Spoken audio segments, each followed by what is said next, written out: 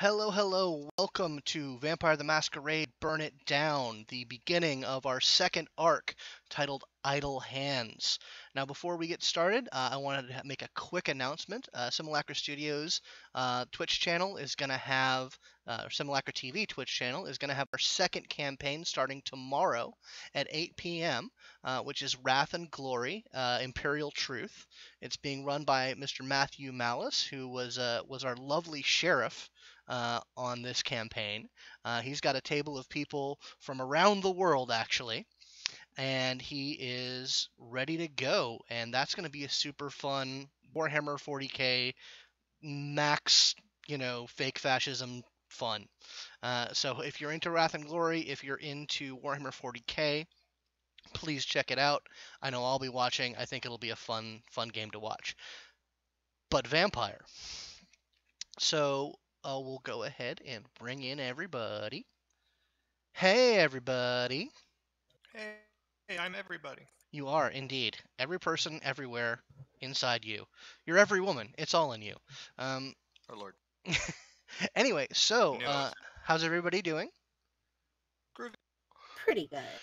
Well, why don't we, since we're at the beginning of a new arc, why don't we everybody just reintroduce themselves and their characters, just to start fresh? Who wants to go? I'm gonna say Cadence. You go first, or McKenna. You're both those people. Mute.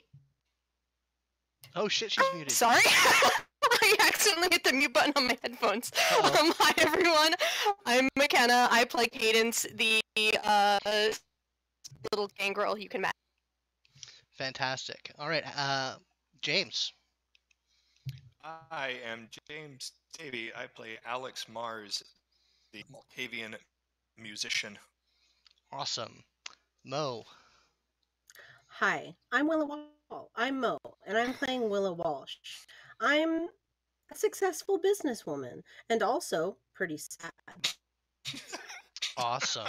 Does that mean you're pretty and sad, or like you're just remarkably sad? I am beautiful, but also...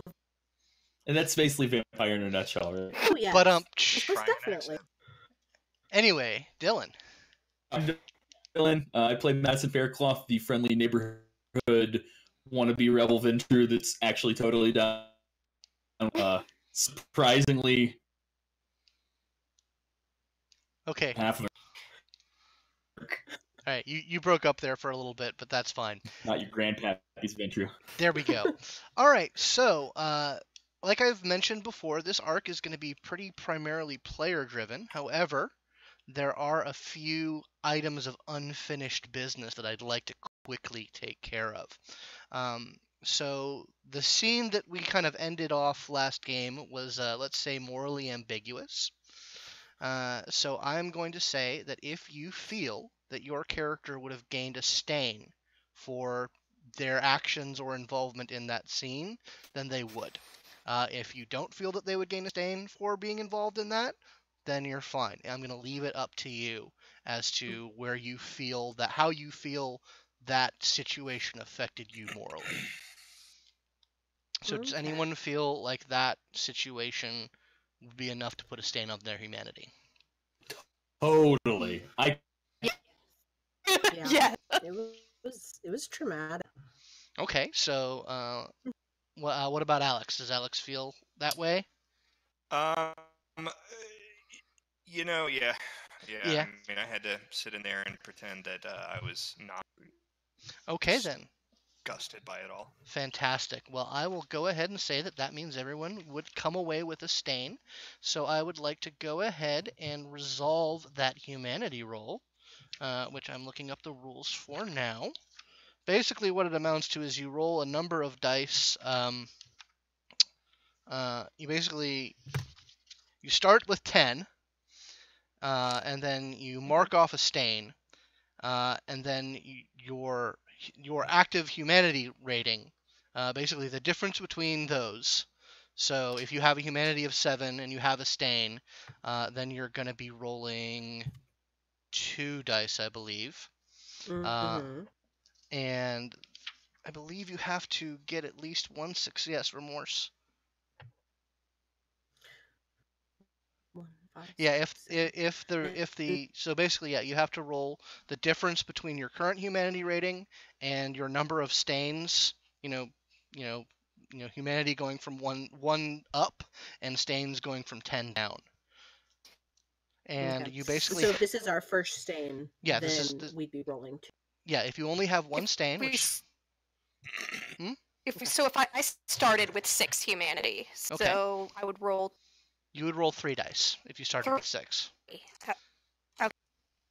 Yes. So you have to roll that, and if you get a success, then you are able to summon enough remorse and regret, or disgust, if you will, to maintain your humanity. But if you fail, then your humanity will go down. So everyone, please make those rolls. Yes. Succeeded at being really upset by that entire situation. Okay, Dylan, can you repeat what you said? Sorry. I succeed at self-loathing. All right, fantastic. Cadence, how you doing? Nope. Nope. That's do I go down? So I go down 1 for So, failing that roll. Yeah, you go down 1 humanity for that. So you basically come Failed away. on 3 dice? Yes. Yes, I did. Oof. So yeah, you come away from that actually feeling perfectly fine about what happened. What about Alex? How did Alex happen? 2 success. Okay. So, with the exception of Cadence, everyone feels rightly horrified and shameful about what happened. Cadence, on the other hand, is perfectly fine with what happened. And all I'm going to say is that I expect this to influence your roleplay going forward. Secondly, you came away from that encounter with a certain item that has political implications based on what you do with it. So I would say, and then I believe the arrangement was 2 sunrises hence, if you guys want to reject the offer to work with the Sabbat to bring down the Camarilla, you would have to leave that item on the bridge that is between Anarch and Sabbat territory. So what I would like to know is what happens 2 nights from our last encounter. So I believe that we decided that we're doing it. Mhm. Okay. Yeah, I think decided to like play the board on this one. Okay. So it remains there. Another one last, not the last bit of business, but you also ended that encounter with a certain impaled rat, paralyzed rat in your, I believe, refrigerator. Or was it dead? Oh. I thought it was dead. No, it was stabbed through the Yeah. heart. Yeah, Oh. Margot like gave it to us. I think we threw it in the refrigerator because we didn't want to look at it. Yeah, I will say, Okay. Cadence, if you had any inclination to check on that, you would sense a beast in that rat. Oh, okay. Yeah, no, she definitely would, because like the player was under the impression that it was just like a dead rat, like me. But No, it was the size of a corgi, but no, it is very much from what you can tell, a staked vampire. So okay, all right then. Yeah, she would have definitely checked on Yeah, that. please tell me about how you go about checking that. I'm She just probably just stares at it like with blinking eyes for a solid 2 minutes. Oh, and you just like, feel. Is there a beast in there? Oh yeah, you feel like this knot of impotent rage just like burning from inside the paralyzed body. So you're pretty sure it's actually conscious at the moment, but as I mentioned, it has wax over its eyes and in its ears, so it literally can't sense anything. It might be able to smell stuff, but it cannot see or hear anything. So Are you gonna wait to deal with it? Or... Well, whoever this is get angrier every day. It's stuck like this. So, whoever. I mean, we can't really restrain it and unstake it easily, given its shape. The rat's steak? Yeah. Oh. Yeah. So it's not a ghoul. vampire, and I suspect it's a Camarilla vampire, and that we have it currently staked in an act. Yeah. Huh. So, Well, Because- good thing its because- ears are blocked, so it doesn't know anything with our friends across the border.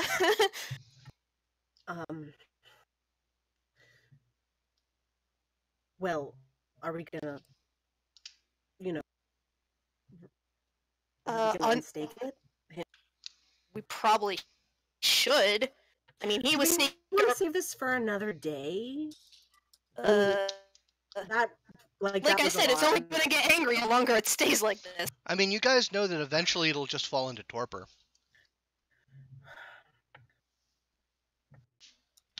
Question is, do you want to know what it was doing hanging around here? I mean, I want to know. Certainly do.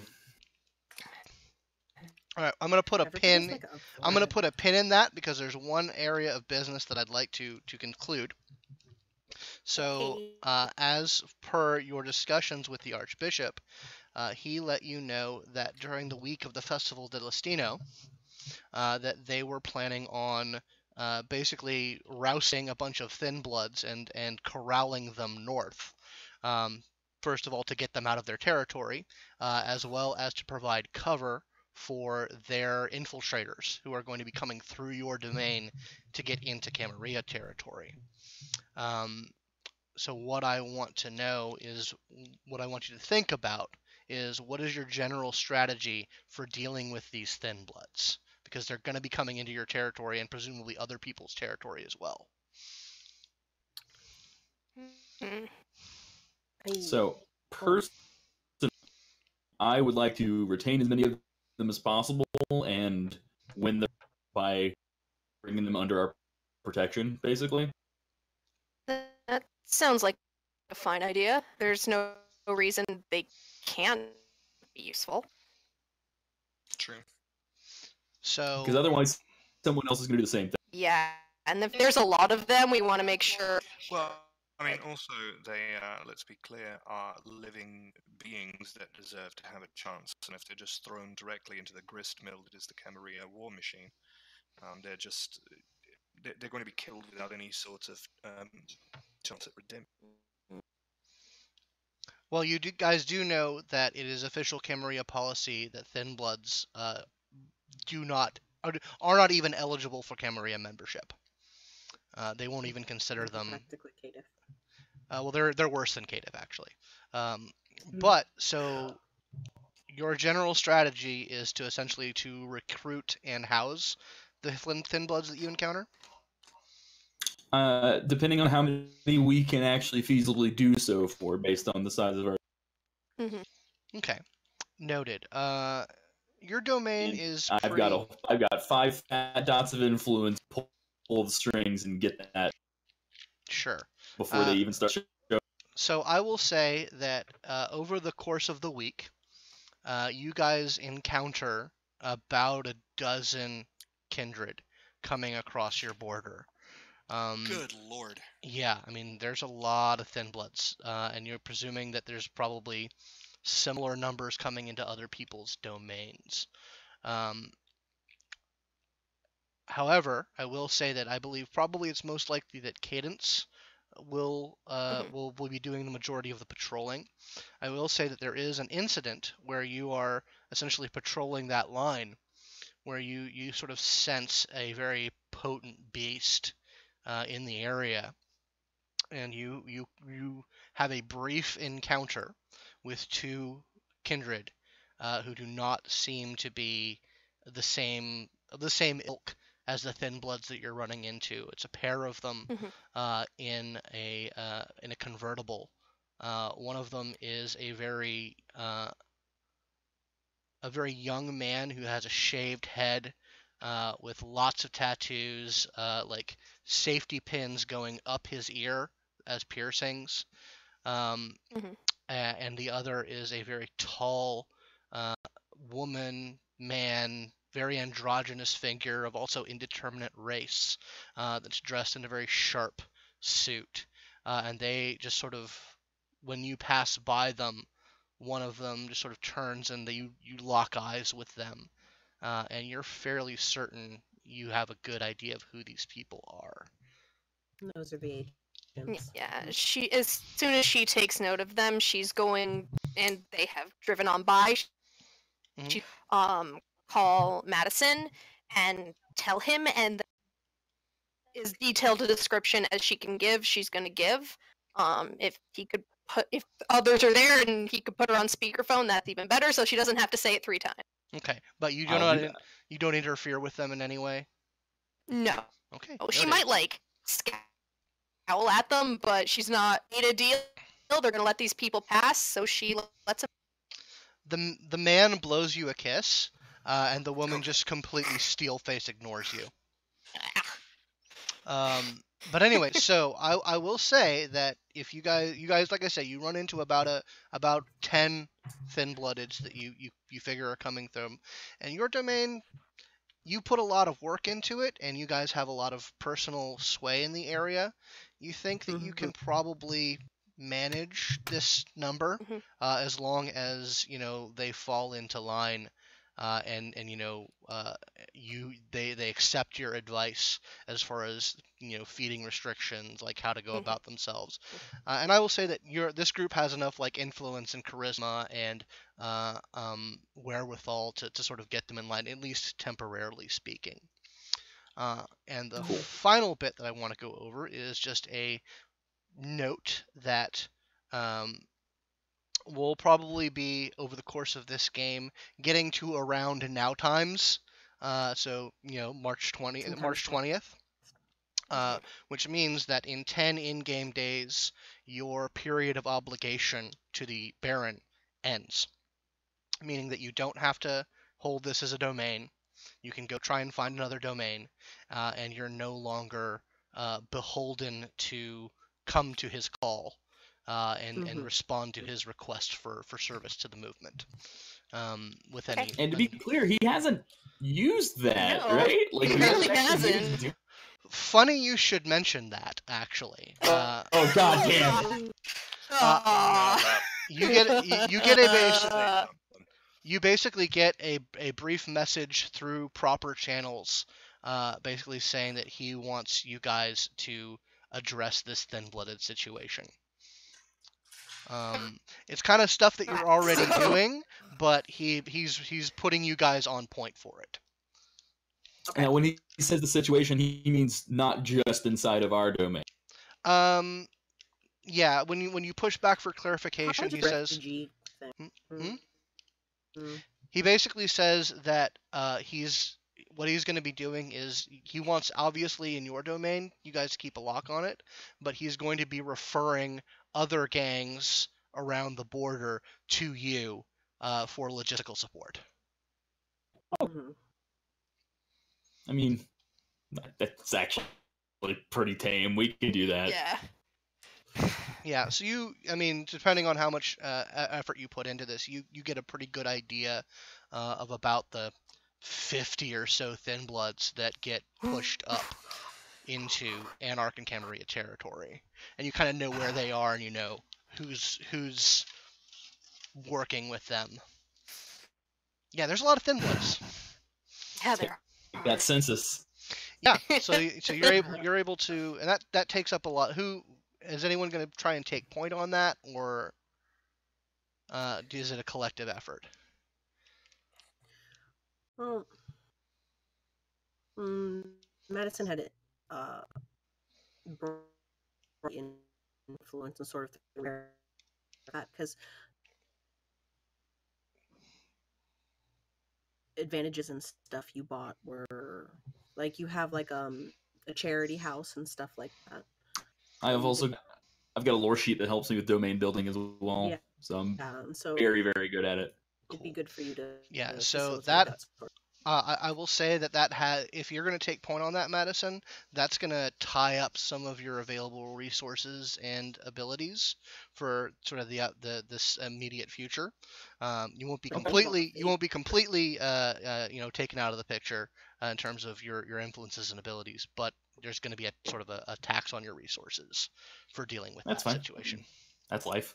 So, with that, I'm a step back a little bit.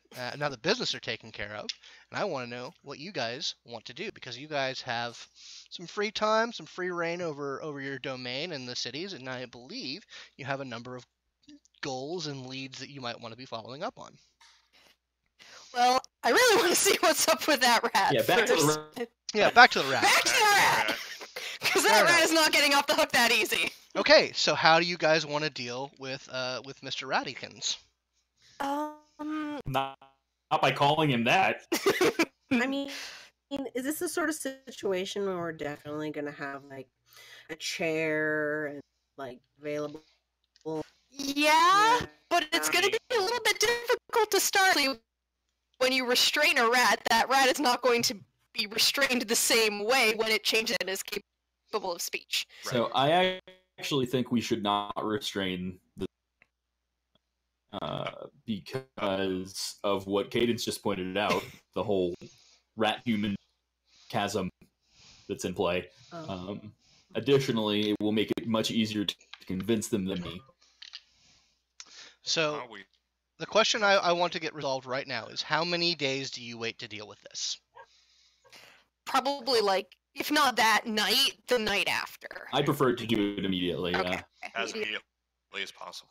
Okay, then I won't roll any You hunger. guys are fucking crazy. Yeah, well, it was like leave it in the fridge for a little bit. I've had a night. All right, that We all had a that seems like Chill out. that seems like a pretty outvoted situation. So I won't roll any additional hunger checks for him. So you have a rat. What are you doing with him? We should, you said there's like a bug out room, right? That Willow found in There's a Haven? bug Do I out remember hatch. that? There's a bug out hatch that leads Hatch. up to the Okay. Yeah, there's a bug out route. Okay, never mind then. Well, do we have just open room in a basement? We have like a very secure room, that doesn't have like a window. Yeah. Like block the door so he can't run. You do have windowless rooms. There is no basement in this facility. Okay. If I may make a brief observation, he's almost certainly Nosferatu, which means he's going to disappear the moment we unstake him. Which is why, and we're going to keep the doors, yeah. He pops the wax off of the rat's ears before it's unstaked. Okay. We are going to make clear the situation such that this individual decides that he wishes to make their leave. There can at least be an understanding. So, Right. then it's gonna pull the wax off of its eyes and move. Just stand vigilantly at the door. Okay, so I'm sorry, you Block broke up the there for a only second. exit. Do you say that you remove the stake? No. No, you do not remove wax. Just the wax. Just the wax. Okay. So what I want to know is, before you guys remove the stake, because now I want to know what this rat sees now that his eyes, like, what is the arrangement of the room? Who's where? Because you basically your guys are in like a small, probably the most secure area is kind of a sort of a walk-in supply closet that you guys can kind of clear some space in. So what is the arrangement of bodies that this rat is confronted with? Back against the door. Yeah. But that's the only exit in and out of the room. Mm-hmm. Mm-hmm. Alright. So Willow's back against the door. Yeah. It's not getting out of I'm there. I don't know right about in like front of the air vents. You're Yeah. front and center. Cadence. I'm probably standing to Madison's side. Taller, but where she can be seen glaring daggers at this rat. Like, don't you try to fight. Okay, and what about Alex? Where's Alex in this situation? Alex is going to stand somewhere behind him out of his line of sight. Gotcha. Okay, so you guys basically have him in the center of the room. His little rat body, rigid, his eyes not moving. What happens? So before we unstake, Madison will address the torpid and simply, it is a pleasure to meet you.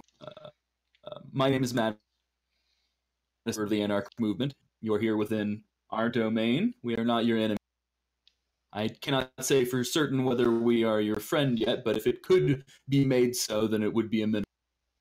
And we intend to release you momentarily as a show of good faith. I would request, politely, that you remain here to speak with us. I understand if you choose not, please recognize that it is not a demand. If you choose to leave, you will be permitted. Anyone else have something to say? We did save you. We did save your life. Yes. It would be cool if you would talk to us a little bit. I agree.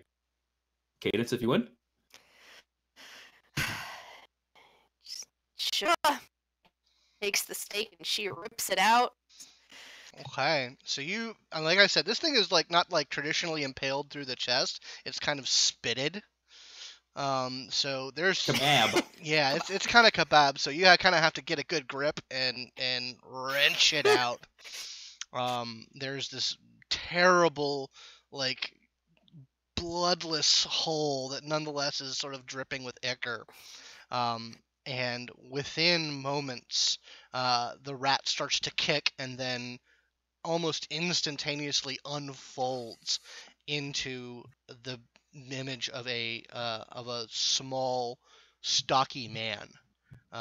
He's wearing sort of ratty jeans, kind of a very dirty wife beater T-shirt, and like a Vietnam era army jacket.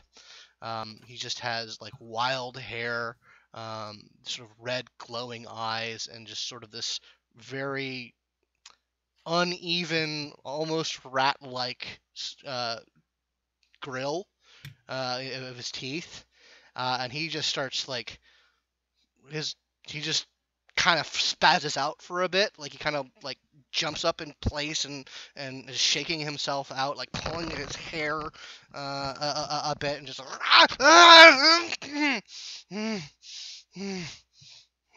Yeah, and we feel that way too. Thank you. That fucking crazy bitch. God, fuck. Oh, you're going to be talking about the lady who had you captive, I assume. You know that's great, and I heard what you guys said. That's great. Thank you. Fellow anarchs, for the cause.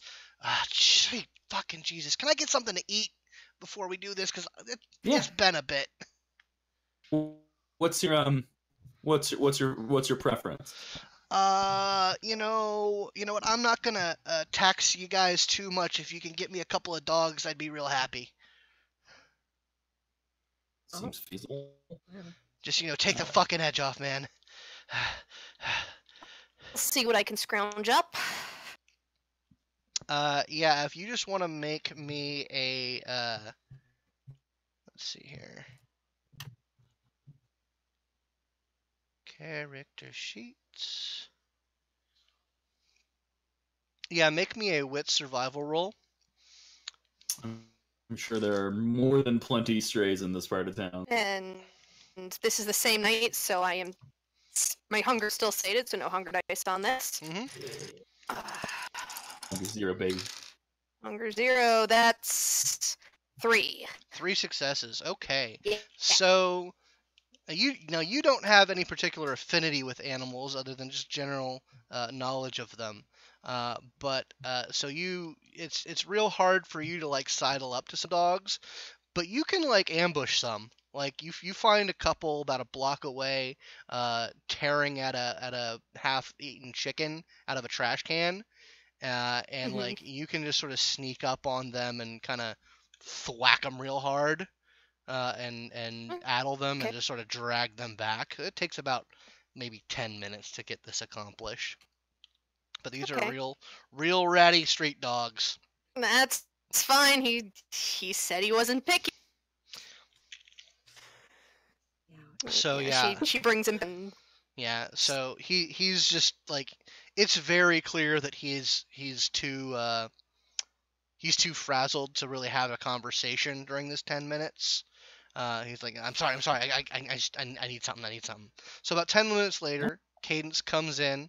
I'm assuming you come in through the back door, because Oh yeah. dragging Oh, two yeah. semi-conscious dogs down the street might Yeah. raise some issues. Yep. But yeah, so you No, come in back through the door back. It's a is little suspicious. Yeah, you come in through the back doors, and he shotguns these dogs like they were Miller Lights. It's not pretty. It's not fun to watch. I'm gonna leave the room. I'm gonna let him have a moment for himself.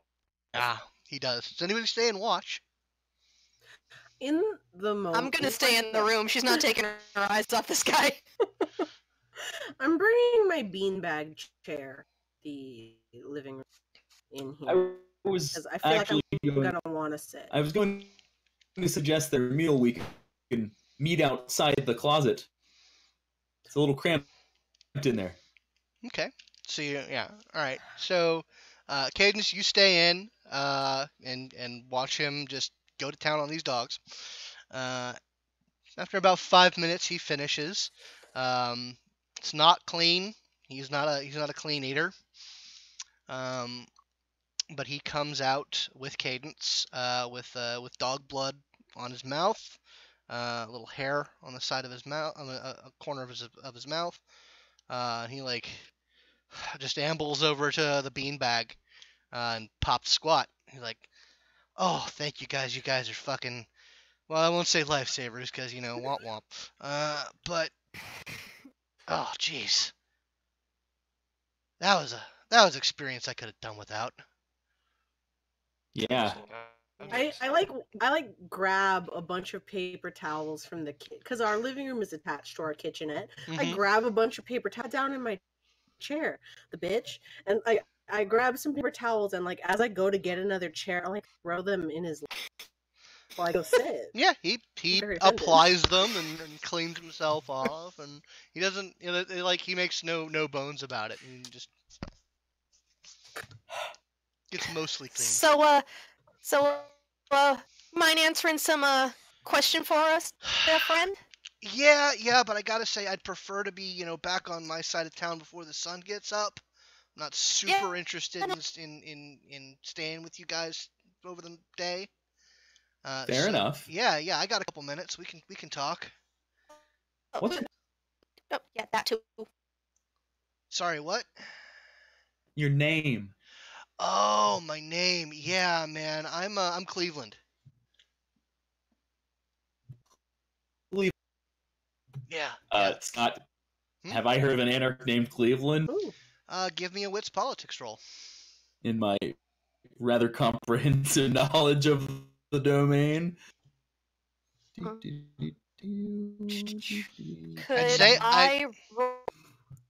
sorry. I'd say add your hunger die, but you're just fresh off murder, so.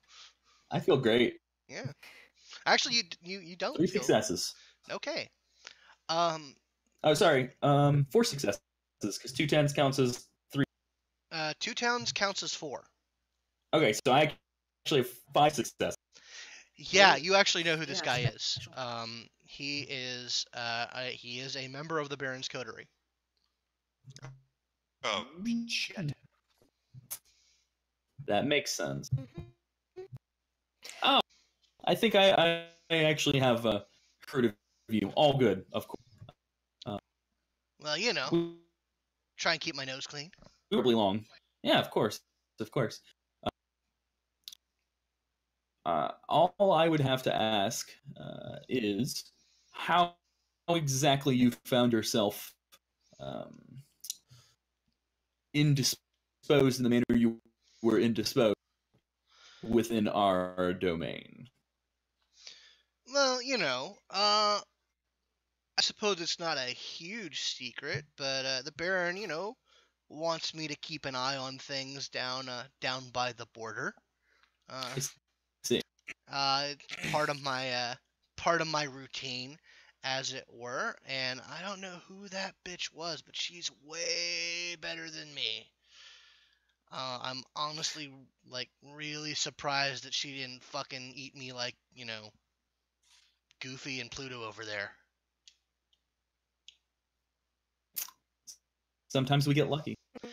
Yeah, oh yeah, I'm thanking good Lord Jesus or Buddha or whoever the hell's in charge up there. You didn't by any chance come into our haven here and steal something recently? No, man, I wouldn't think about it, man. Man's home is his castle. Absolutely not. Absolutely not. Can't Oh, we gotta roll sense away. motive. Yep. I'm not rolling. I'm just gonna sense motive with my Dylan brain because that is bullshit. Yeah. But Really yeah, bullshit. you guys can roll me some wits insight if you want to feel legitimate about it. I mean, I'll still do it because I might fail critically, and Madison is dumber than me. That's 3. Nah, I got 2 successes. Oh wow, I have a huge pull for this. Yeah, this dude's going down. I am going to roll his composure subterfuge just to feel legitimate.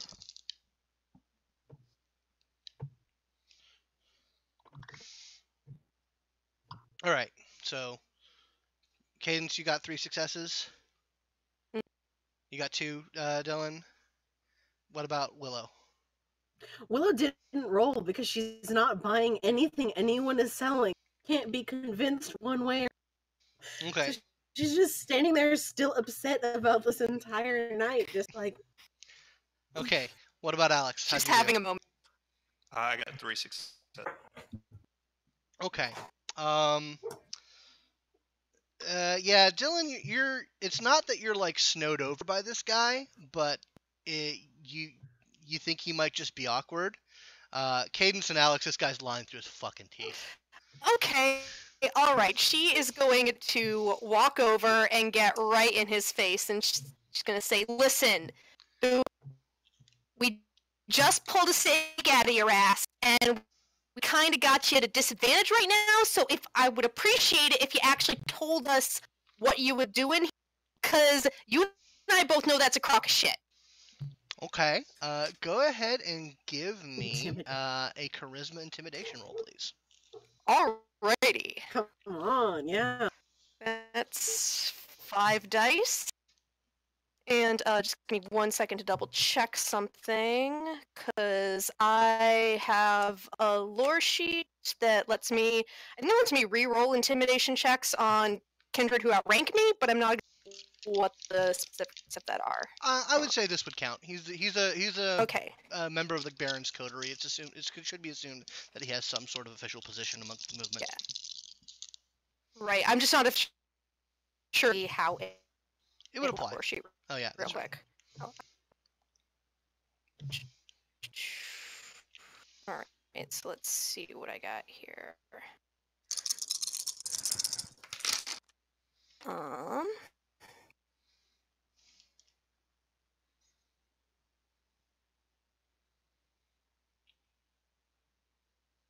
Okay. So I got a 3. Okay. So for this, would it just be if I re-roll, do I have to take what I get, or would I choose the better of? Because it doesn't specify on the lore sheet. What specifically does it say? It says once per story, you can re-roll an intimidation test when confronted with a lick of greater means than yourself. This can mean age, race, final column, whether your ability applies is up to the storyteller. I'll say that you can re-roll and take the better. Okay. But I'll be nice and say you beat him with that roll. So okay. you don't have to. Awesome. So okay, fantastic. So yeah, he grits his teeth a little bit and looks like he's gonna start to come back at you, and he's like, "Fuck, man, what do you want me to say, man? Everyone's got fucking orders to follow." I know. I just want to know what the fucking orders were. It's not that hard a question. Fucking keep an eye on you guys. Okay, so my friend asked if you happened to steal anything from a haven. Did you, or did you not? I removed items that did not belong to you from your haven. I wouldn't call that stealing. Okay. That's fine. Just as we would rather know who did it than be sitting on us. No, not sure if the Camarilla was spying on us, that's all. No, man. We wouldn't fucking do. We wouldn't. Well, I don't know. The Camarilla might be spying on you, but that wasn't us, man. But that wasn't them. Okay. Is it standard procedure for you to utilize similar methods with the other packs in the city, or is this special treat? Usually, new guys, new people in the city. Usually, not all the time, but you know, it happens every now and then when new folks show up. He wants to keep a closer eye. All right. Was that so hard? No, but come on, man. I'm supposed to. It's not sort of shit you fucking cop up to. No, obviously, it's he's got to make it a little difficult. If he doesn't, then when the Baron finds out that we know he's going to be in trouble. I get it. I completely understand. I'm just glad to know for sure what has happened. That's all. I'm not inclined to actually make a particularly big deal about this. I don't think it's an unreasonable or action. But as my friend here said, we wanted to. When you say you're keeping an eye on us, we don't want to assume that means you're responsible for the situation up here and then be caught with our pants down later because we made a spurious assumption. That's all. I get it, man. You gotta cover your own asses, and you know, if you're not gonna fucking make a big deal out of this, I mean, fuck, I already owe you guys for you know, being cool about this and helping me out, you know. You could have just thrown me into a fucking trash fire or fucking eaten me or something. So I gotta say I owe you guys, and if you guys are gonna be like cool about this, and then I'll say I'll owe you guys a pretty big favor. I think that's perfectly reasonable. I like favors, and I'm nothing if not cool. I mean, if they're cool, I'm cool. So. Any objection? He looks directly at Willow. No, I don't have any objection. Well then. All right. I guess it's just kind of a good thing to the surveillance system in here. Yeah. I mean, another he's probably not gonna do anything more. You know, he might have me around from time to time while you guys are still up in this crib, but I wouldn't expect anything else to be put into your haven, man. I am happy to hear that. You probably need to get going in order to make it home before dawn. Yeah, I was wanting to get the hell on out of here. I don't have any other questions. Anyone else? No. I have one. I did have a thought that I probably should keep in pretty good contact with. I guess this is like unknowing that you ended up. I want your contact information. Let's keep in touch. He's like, it's not super easy to get in touch with me. Kind of by design. Like I don't have a phone or anything. But he's like, you'll want to keep in touch with me then. He's like, no, if I can't keep in touch it's okay. Like I have a. He's like, you get a pen out. Get a pen out. Okay. And he lists off a PO box. He's like, oh, I check that every couple of days. I actually kind of like this. It's old. Yeah. You know, I don't buy into this whole Camarilla. We've gotta, you know, go back to fucking wax sealed scrolls and shit. But never was much of a cell phone fan myself. So. Oh, wow. All right. Well, that's done. You can. I'm a bounce. Yeah. Yeah. He kind of. Happy trail. Have a good evening, Cleveland. Yeah. Bye. See you guys. And he scampers out and goes off into the night. I kick my fucking chair as soon as he. He sat down on my beat. I mean, it doesn't have your name on it. Oh, it stinks. We can watch it. No. Large gold letter size font. That appeals to my Very good at what I do. Okay. I actually want to go home. Okay, so Willow, you head back to your haven. Everyone kind of dawn is getting close, so everyone kind of gets back to where they feel the most comfortable. And so we'll skip forward a little bit of time. You guys have had time to deal with the Thin Bloods. For the most part, you guys have not put the chalice. Oh, that is one final bit of business, which you have a Vaulderie chalice. And Alex, you are anointed to do that rite. Does the coterie perform that rite of the Sabbat anytime soon? I feel No. strongly they're not going to let me do that. You have to sell it. Not real just good. yet. Not just yet. Okay, all right. If I'm willing to bet that Alex can read the room pretty soundly on that topic, so it doesn't get broached. I'm actually going to give Alex the painting that I reclaimed from Sister Lynn's former quarters. Okay. I am going to. Alex is going to laugh his ever-loving ass off when he sees Yeah, it. right. Yeah. So I would like you to keep this in whatever place you keep. Okay. So I'm assuming I don't have to explain.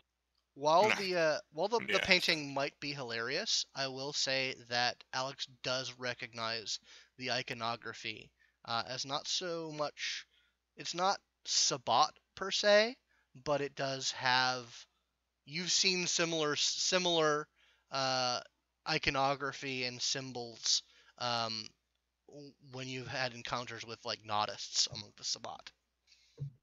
So there's a tint of legitimacy Great. to it. Sure. So that gives us plausible deniability. Fair enough.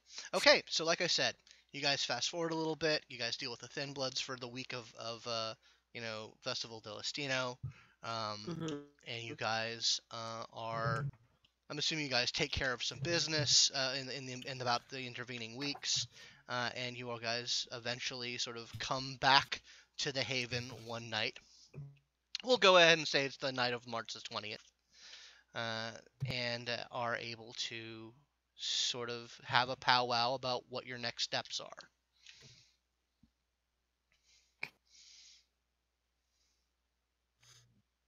I come back. Anyone have anything to report? I come back definitely to and plop down. Oh, it smells really good. Thanks.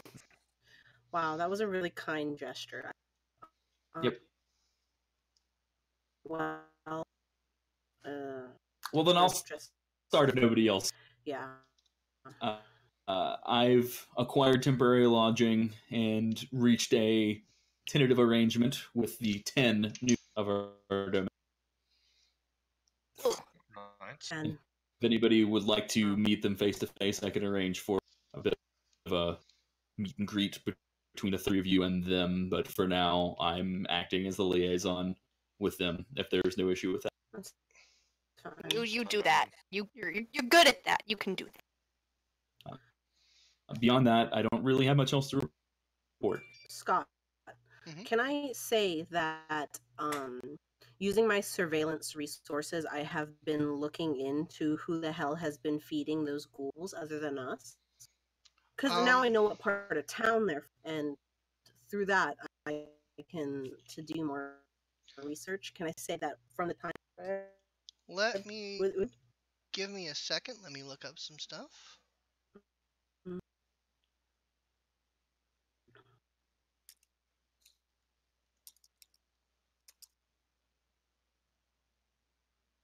There's some incompleteness on the character sheet that I have for you. So do you have actual influence in that type of arena? I have, in regards to that, I have 5 dots in Alice, and 2 dots in I'd be Okay. able to All right. So you can put get your people on that. So Yeah. what I want you to do is I would like for you to let's see what would be good.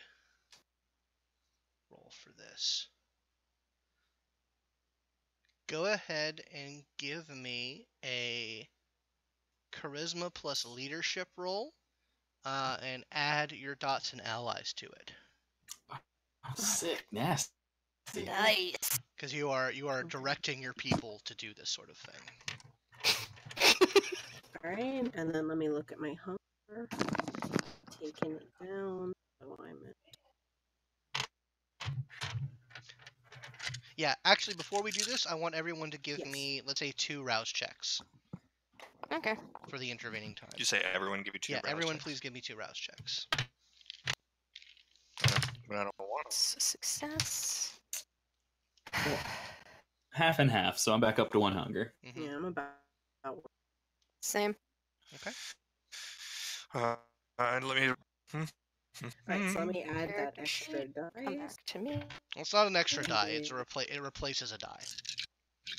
Yeah. With the... I succeeded on both rouse checks. Okay, so your hunger Nice. doesn't go up. Pretty happy about that. All right. Okay. My leadership and charisma roll, I got 3 successes. One of them is on... Okay. All right. Yeah. So you basically put your people to this task, and over the intervening week or so, they come back, and they let you know that those individuals that you pointed out and described to them, they have a house in the area that they frequent. It's a mid-size house, like it's a mid-size family house. And they seem to spend the majority of their time there. You say the only sort of anomalous behavior is that they tell you that they will apparently occasionally bring people over that are not a part of their group, and those people do not ever appear to leave. Oh no. So, yeah, that's... Prize of what I rolled. absolute. So I was able to find the house. Be clear that whoever...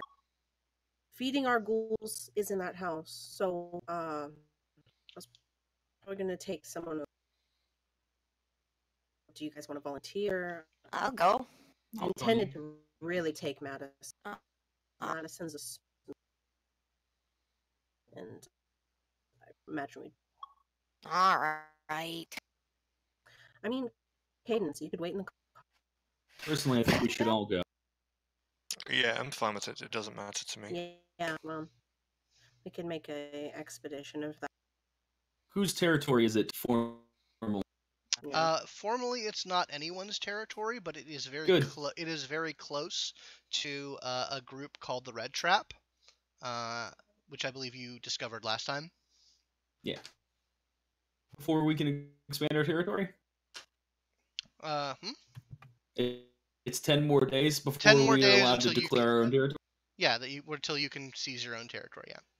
Perfect. I will say, Well, it's going to be our territory soon then. I will say, Collier Woods isn't the best area of town. It's not particularly fun or up and coming. A lot of poverty, a lot of gang activity. Just something to throw out there. Yeah. Okay. Sounds like a great place to stash Thin Bloods.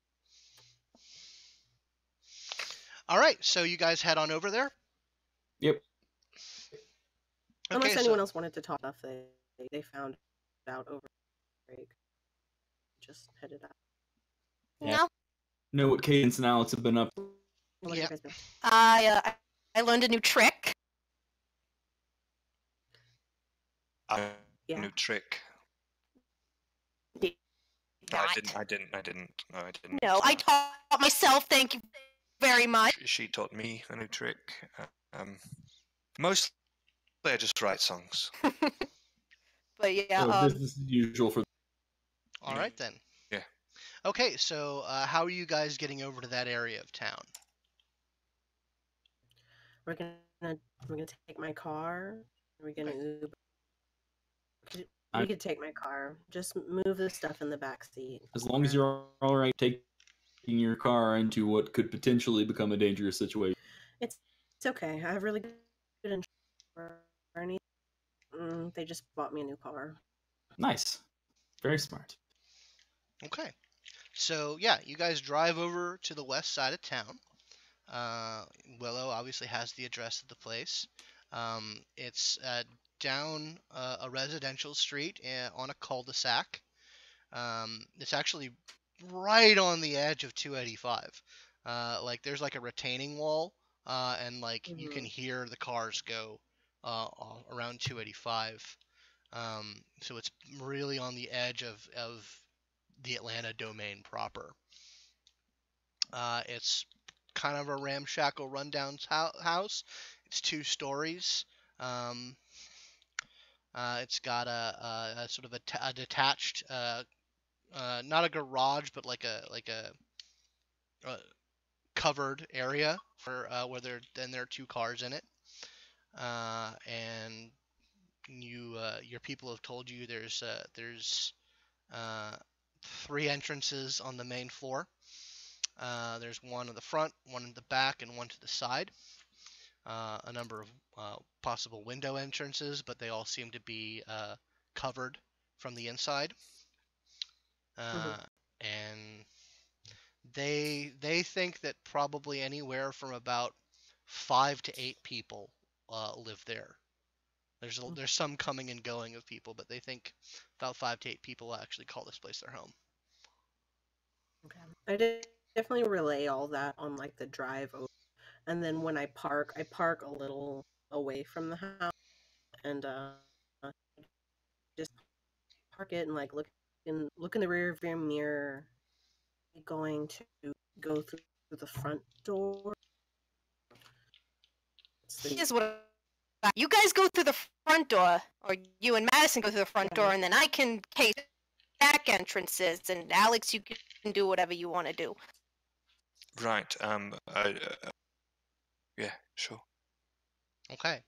So you Okay, park a little ways up the street, and you guys are walking up to the house.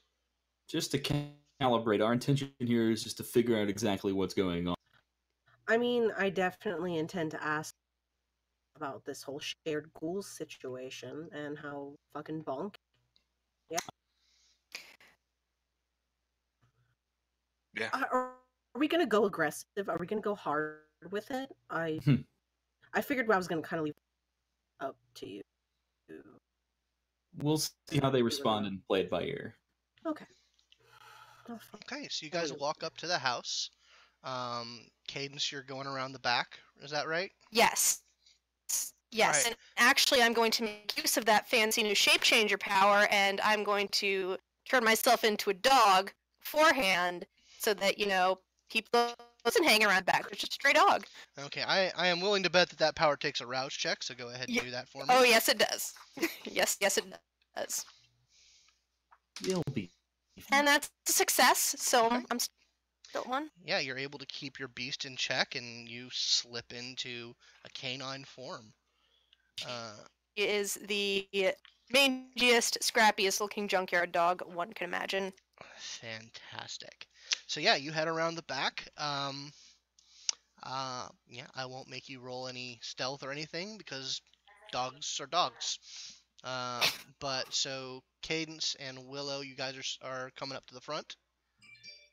Madison and Willow. Madison and Willow, yeah. Oh, sorry, Madison. I think and Willow. Alex is with us too. Oh, is Alex coming with you guys too? Yeah, I am. Okay. Or he is, I should say. All right, cool. So yeah, do you guys knock on the door? How are you guys approaching the door? Because you guys can get up to the door without any incident. Is there a doorbell or a knocker? Or... There's a doorbell, but like the light is off on it. You're not sure if it works or anything. There's a knocker. I'll press it. You press it. There's no sound coming from it when you press it. I think it might be broken. Yes. Just not. Just like that. Just like that, absolutely. Yes, you knock on the door. That's weird. I wasn't sure if that was the sound effect you were making or not. I wasn't doing anything. I don't know what that was all about. The phone. That was the phone of Amber that she has. That is hers. Oh. It was well timed. Indeed. Anyway, so Like you knock on the production value. door. There's no immediate response. But after about maybe a minute and a couple more knocks, you hear someone come up to the door. You hear motion and noise behind the door. The curtains, there's one pane of glass to the side, but it's been like you think that there's something covering it from the other side. And you sort of hear a muffled voice from the inside. We don't want any. Go away. Do you want me? And I whispered to Madison, do you just want me to open the door?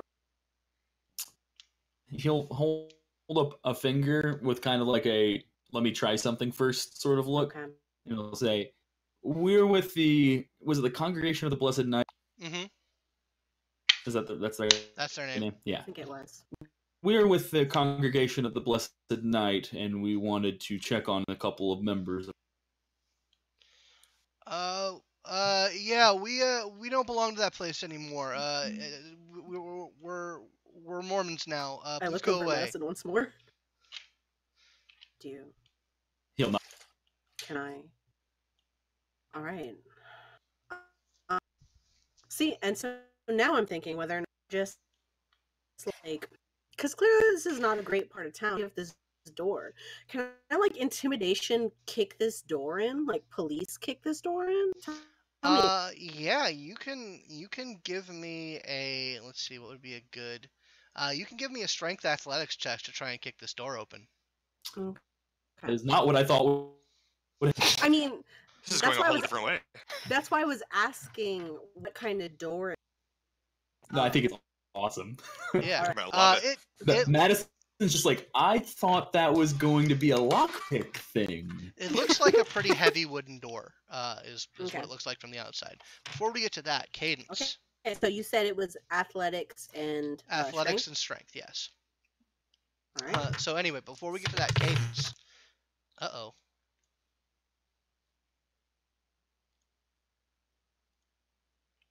Oh no.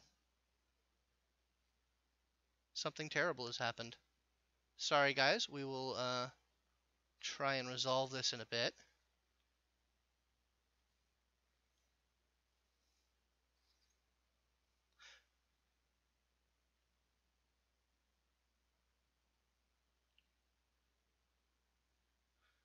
We'll be right back. I'm going to go ahead and switch us over to intermission mode. Should we Oh shit, here I am. I don't know. Discord glitched the fuck out. I think we're still missing... My Discord actually flashed orange checkers and then... Well, we're still missing Alex and Willow, but we've got the two of you, so we'll continue with Cadence. Are we still on? Are we still on Twitch? Yeah. No, Did that affect the stream at all? No. Right, It affected it a little bit, I think, but we'll What the fuck was that? I think there might have been a Discord Sorry, issue. Watchers. Our Discord is dumb. Sorry about that, guys. Stream. Well, what happened there? Discord crapped itself, I think. But anyway, we'll get back into the action. Okay. So, Cadence, Yes? you are around the back. There is kind of a back door to the place that leads out into the yard that you're able to get up to. There's a couple of windows, but they're all covered up. What are you doing?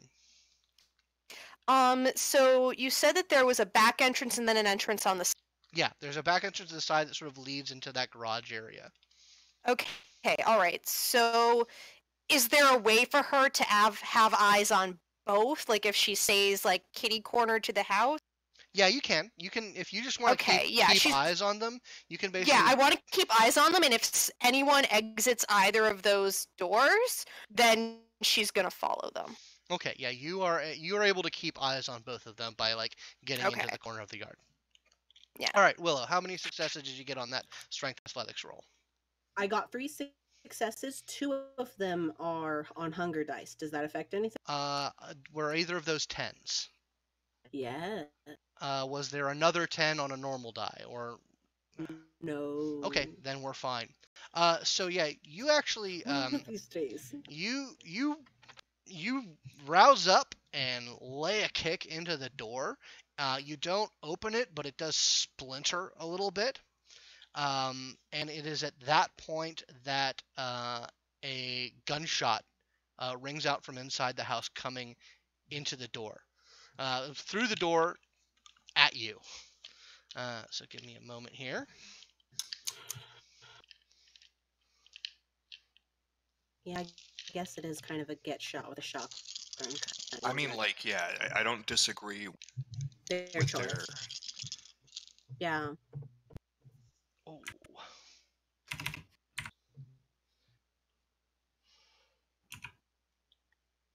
Okay. You take 3 superficial damage as a large gauged like bullet just rips through your shoulder. Rude. All right. So for that one, it slashes, correct? Slashes through your health, yes. All right. Doot, doot, doot. Okay, so yeah, obviously, Cadence, you hear that. Yeah, she's gonna trust that they got themselves though, and she's still gonna keep an eye on those back doors. That is her Noted. job, and she's not gonna take the risk that anyone gets away unnoticed. Okay, so what I want to know is, Alex, what are you doing in response to this? Okay, so somebody just shot her. I despise getting shot as a She's it. really as a sort of a policy. Oh, geez, I just have no disciplines at all. Cool. I'm gonna wait to see if there is a second shot, and if there is not a second shot, I'm going to quietly say, pizza delivery? Noted. Okay, we'll get to that in a moment. Uh-oh. That joke was so bad he got kicked off of Discord. Oh, good. It's over. Indeed, it was. Banned in real time. All right, so that's that. Indeed, that Joe kicked him off of Discord, but hopefully he'll be back in a He'll moment. be back. Madison, what are you doing? Madison, the first thing he's gonna do is look at Willow to see how she is taking it. She's hurt, but I mean, I lived in LA for a long time. I feel like I've been shot a lot. Yeah, you've probably taken a few I bullets. feel like I'm like, this fucking sucks. I didn't wake up tonight thinking I was gonna get shot, but here I fuck. In that case, let me think about what she'd do here. So you said when she kicked the door, it put it in real. Yeah, you think you probably encountered a pretty hefty bolt lock, or maybe a couple of bolt locks, but you put a good splinter in it. So after the shotgun blast, it's actually not a shotgun. It's not a gun. shotgun. It's a single, like, large caliber round that went through the door. Rifle. Through the door. Okay. Should I?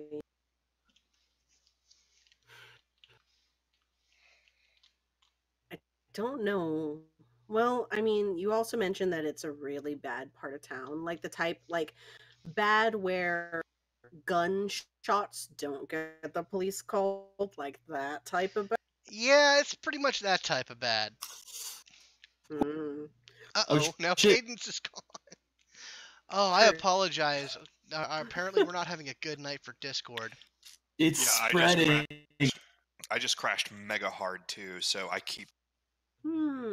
Yeah, we still can't see you.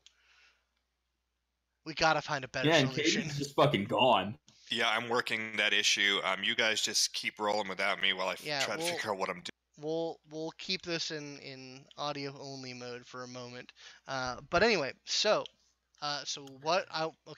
basically what it sounds like to me is that you guys are both kind of like taking a step back and assessing the situation. Away from the door. Away from the door.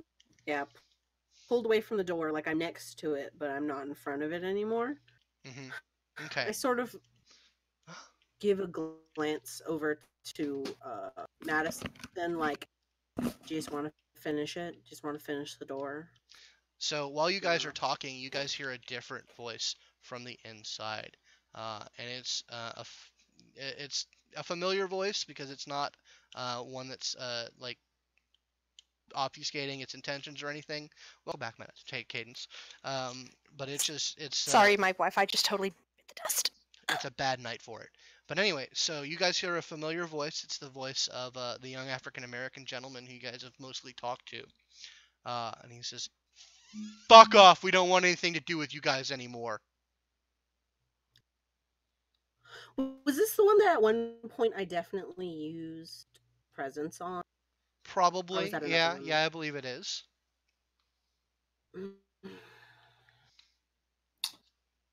There appears to be some sort of severe misunderstanding at play here.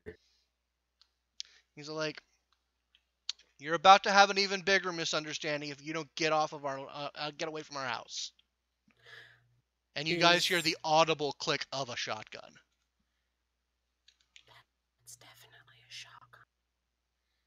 Surely you would not be so unreasonable as to refuse me at least an explanation.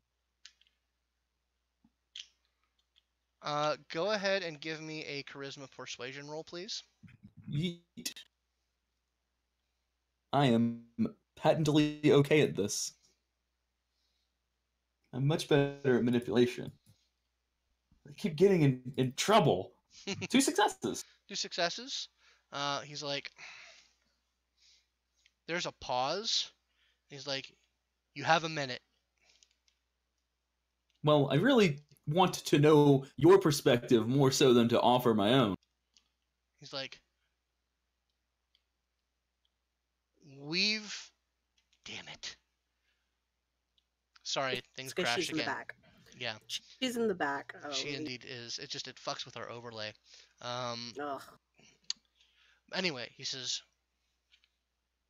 "We've come to a different arrangement, and we don't want to have anything to do with you people." Is this an arrangement that is similar in nature to the one that a few weeks ago, one time? It's an arrangement that isn't any of your business, and now,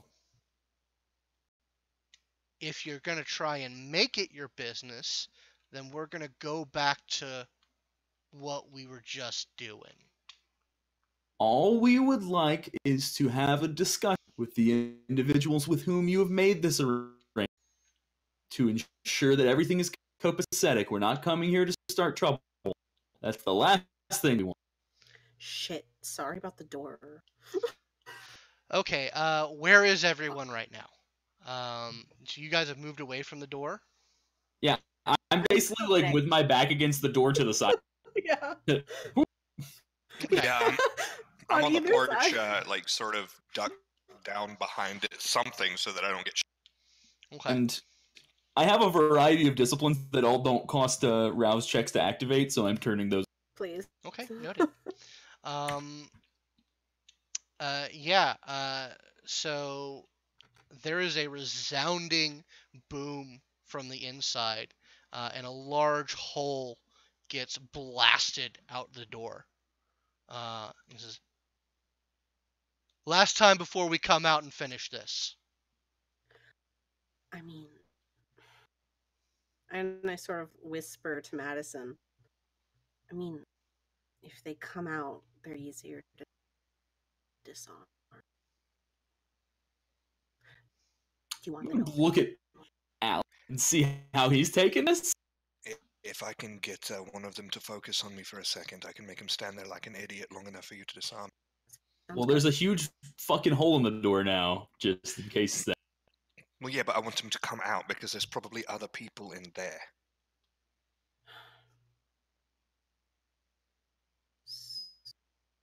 Okay, so I would like to provoke them to come out. Okay. Let me think about how I want to do that. Pause for 1 I mean- second. Cadence, wait. 2 people are coming out of the back right now, and they have they both have handguns. Cadence, are you with us? She is frozen. That is a frozen picture of McKenna. God That damn is it. horrifying to behold. Because I was anticipating it to move at any Yeah, moment. same. Oh, it's haunting. Okay, so she did drop. All right, so that's the thing that's We're still happening. dealing with the crisis in the front. I'm not gonna screw you guys over lag. And then she's gone again. Damn it. Good times on the stream tonight. Curse stream. Indeed it is. Maybe she's coming back?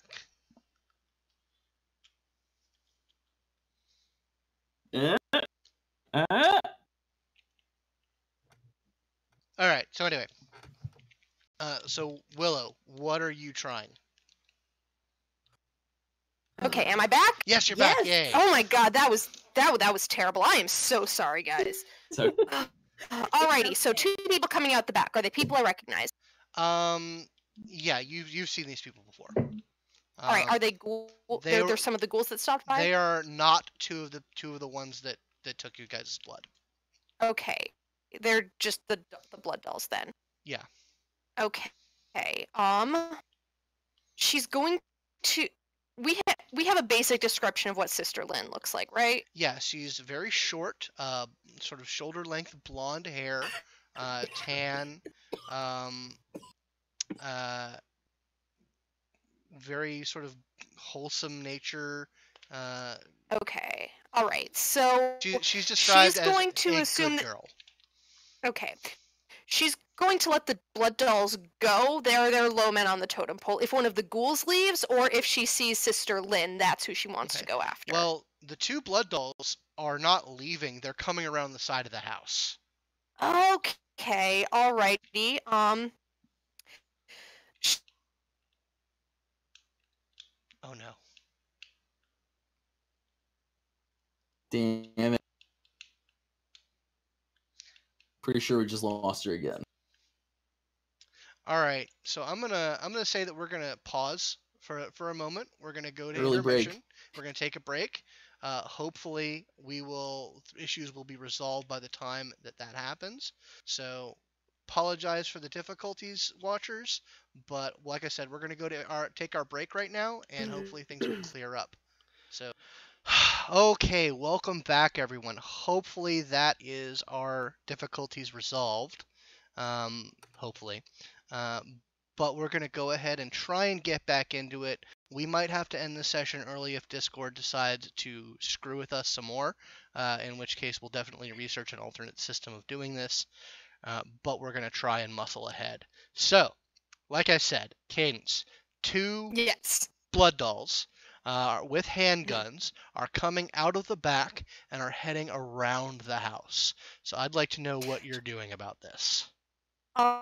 She is going to bark at them to try and get their attention, and also hope that lets the coterie know that something is, that there are people there. Okay, they certainly get that gets their attention.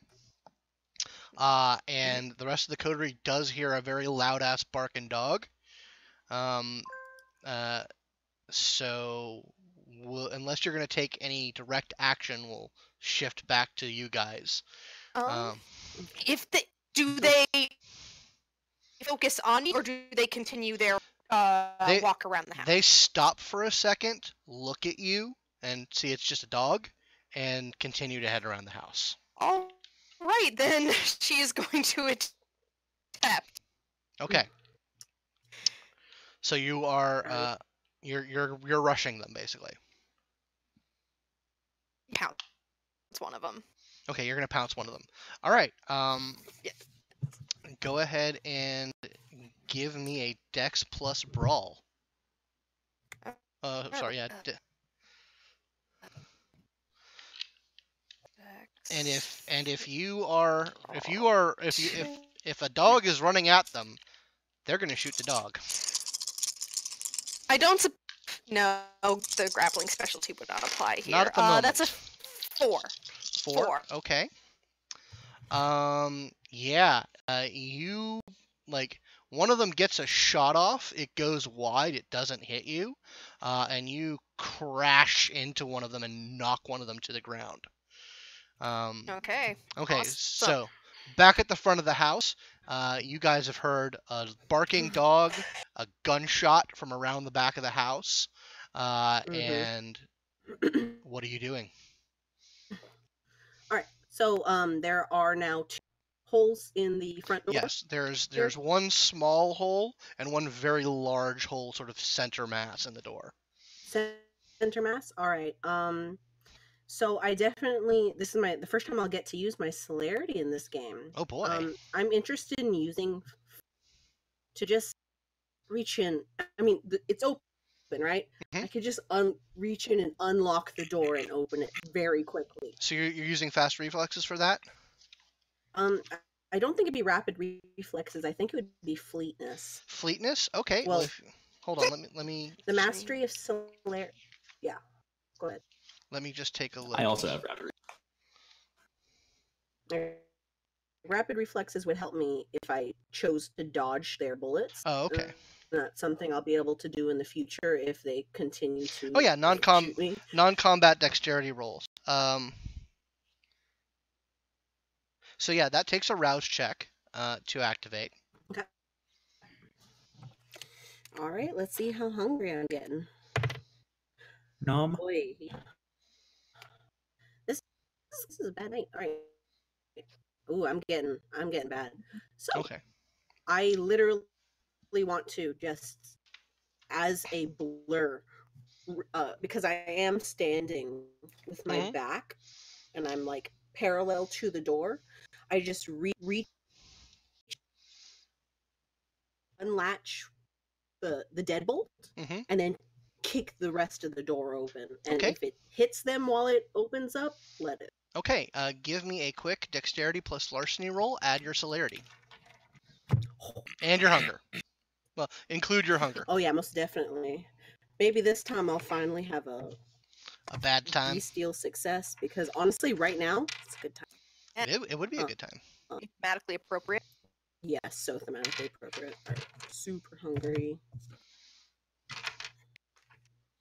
Oh, this is a lot of dice. Ooh, yeah. Which is more chances for a messy crit. Come on, finally give me that messy critical. I love that you want it. All right. It's juicy. If I could actually just ask for, would you let me do that? Oh, if you want one, I'll give you one. A messy critical, where like no. the beast. Oh no, I understand that. It just that. Like, never mind. Oh. James was being lewd. Oh, jinx. So I have 3 successes, a 10 on a hunger dice, but no 10 on any other dice. You could spend a willpower to re-roll your normal dice. 3 of your normal dice. 3 of my normal dice, huh? Let me see. What am I looking at with my willpower? I mean, okay. I'll give you the messy part without the critical part, but you have to roll to get the critical part. Okay, I'll do it. You'll take the messy? Yes, I'll take the messy. Because yeah, that's enough successes to accomplish your goal. You basically, you unlock the 2 deadbolts with a rapid quickness, and then you shoulder into the door to open it. You hear a sort of a sickening crunch as the jaw sort of intercepts the door intercepts the face of someone who was sort of leaning to the side of it, and you are confronted with the sight of 3 people. One of them with a very large caliber handgun, one of them with a shotgun, and the other with a baseball bat. The one with the baseball bat, like you literally think that his jaw has been like dislocated and distended, and blood is pouring out of his mouth. Ooh, I'm feeling very hungry right now. I would like for you to roll your unspent willpower.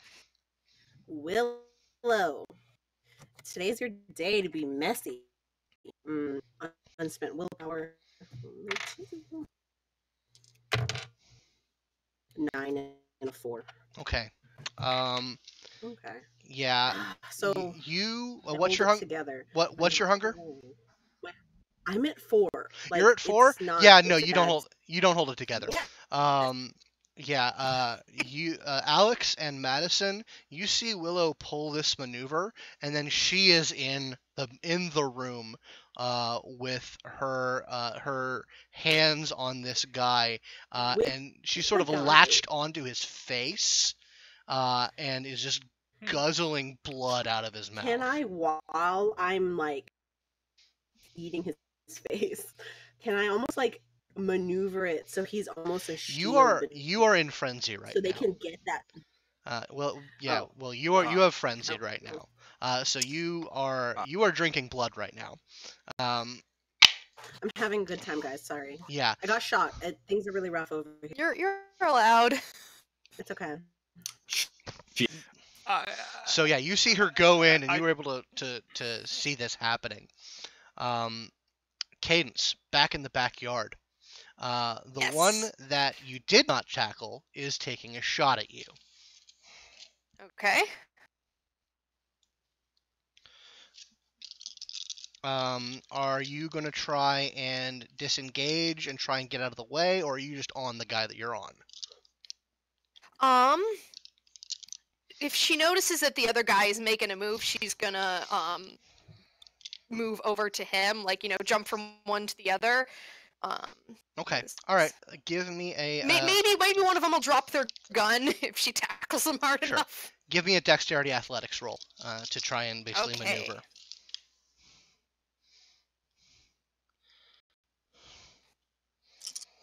What am I? I am at 1 for hunger. Okay.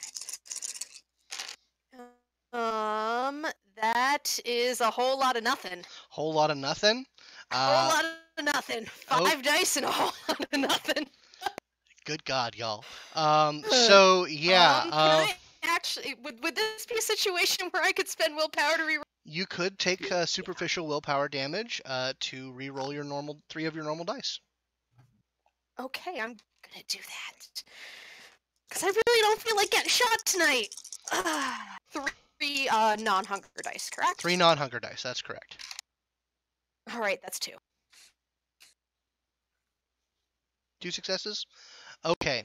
Yeah, you essentially juke this guy and sort of kind of check him so that he takes the shot, but it goes wide.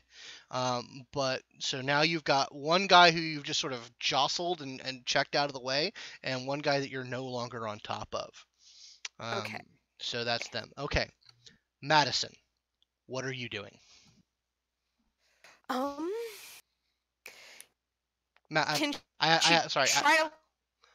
asked Madison. Sorry. Oh, okay. Yeah. I mean, a member of my coterie is in frenzy in there. We're all in. So he'll glance at Alex and say simply, "Well, work your magic."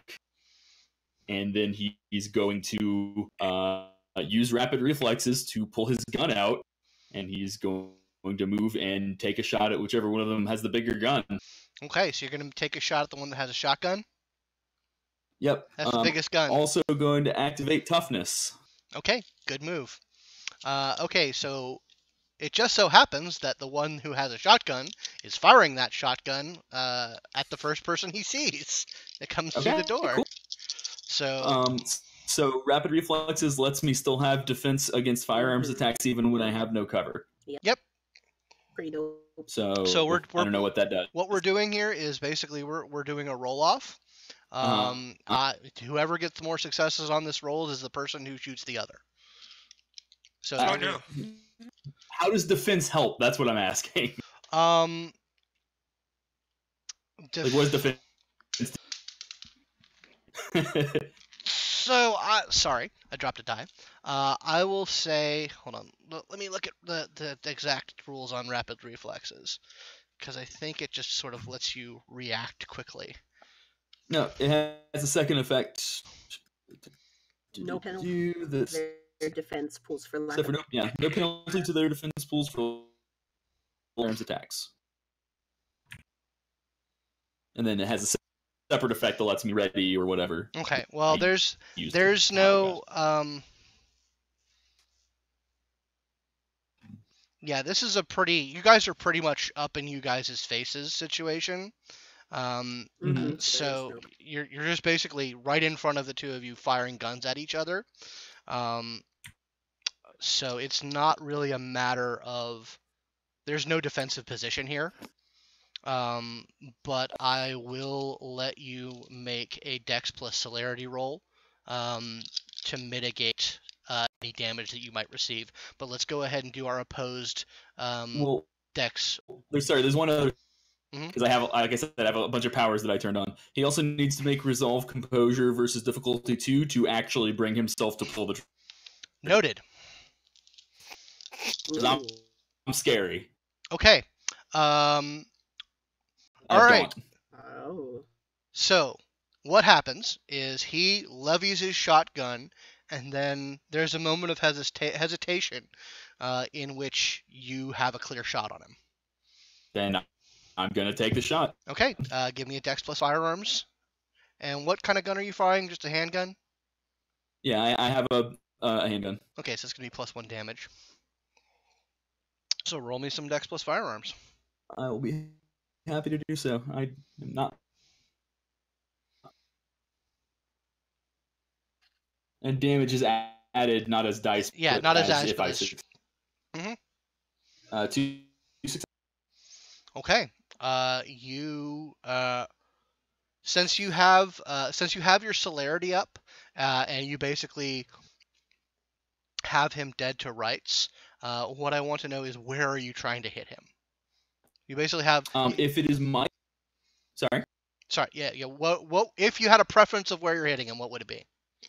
I'm going to probably bang him in like the shoulder of whichever is his dominant arm, based on the way. Okay, so you're shooting to wound here. Yeah, I'm not just trying to fucking ice this dude to like stone cold. I'm not that mad. Noted. So yeah, you fire a round off into his shoulder. It's a solid round, and it clearly does some serious damage to his arm. But he doesn't move. Like that, it doesn't knock him back. He seems to have some sort of supernatural resilience that would spin a dude around, but he stands his ground when you do that. Alex, he's a ghoul 42. What are you doing?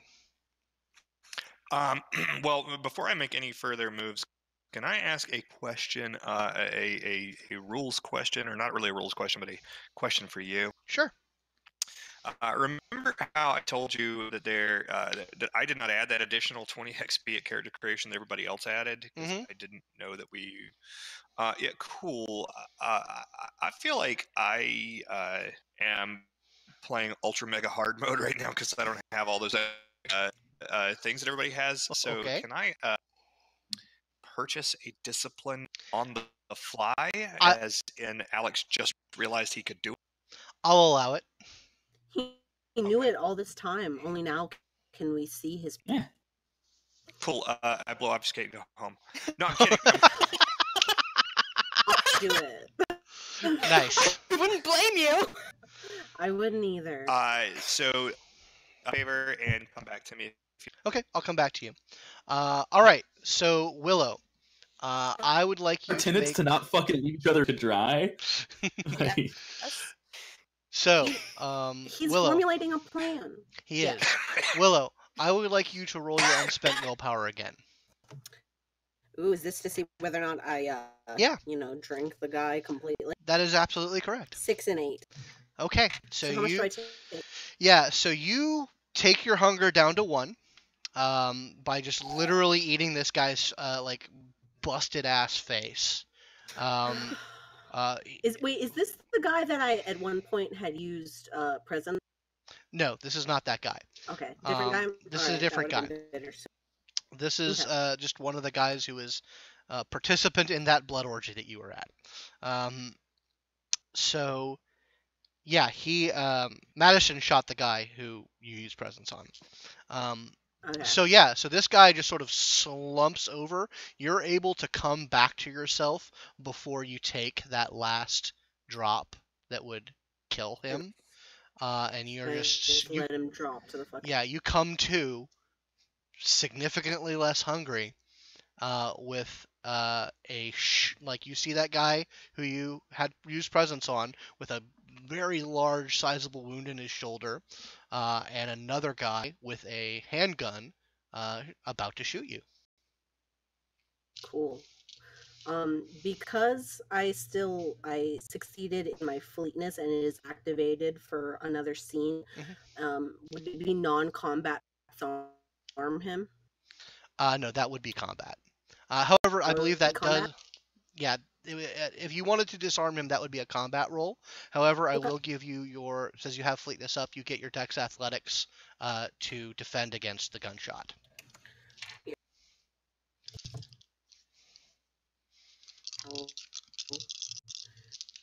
Dex Athletics.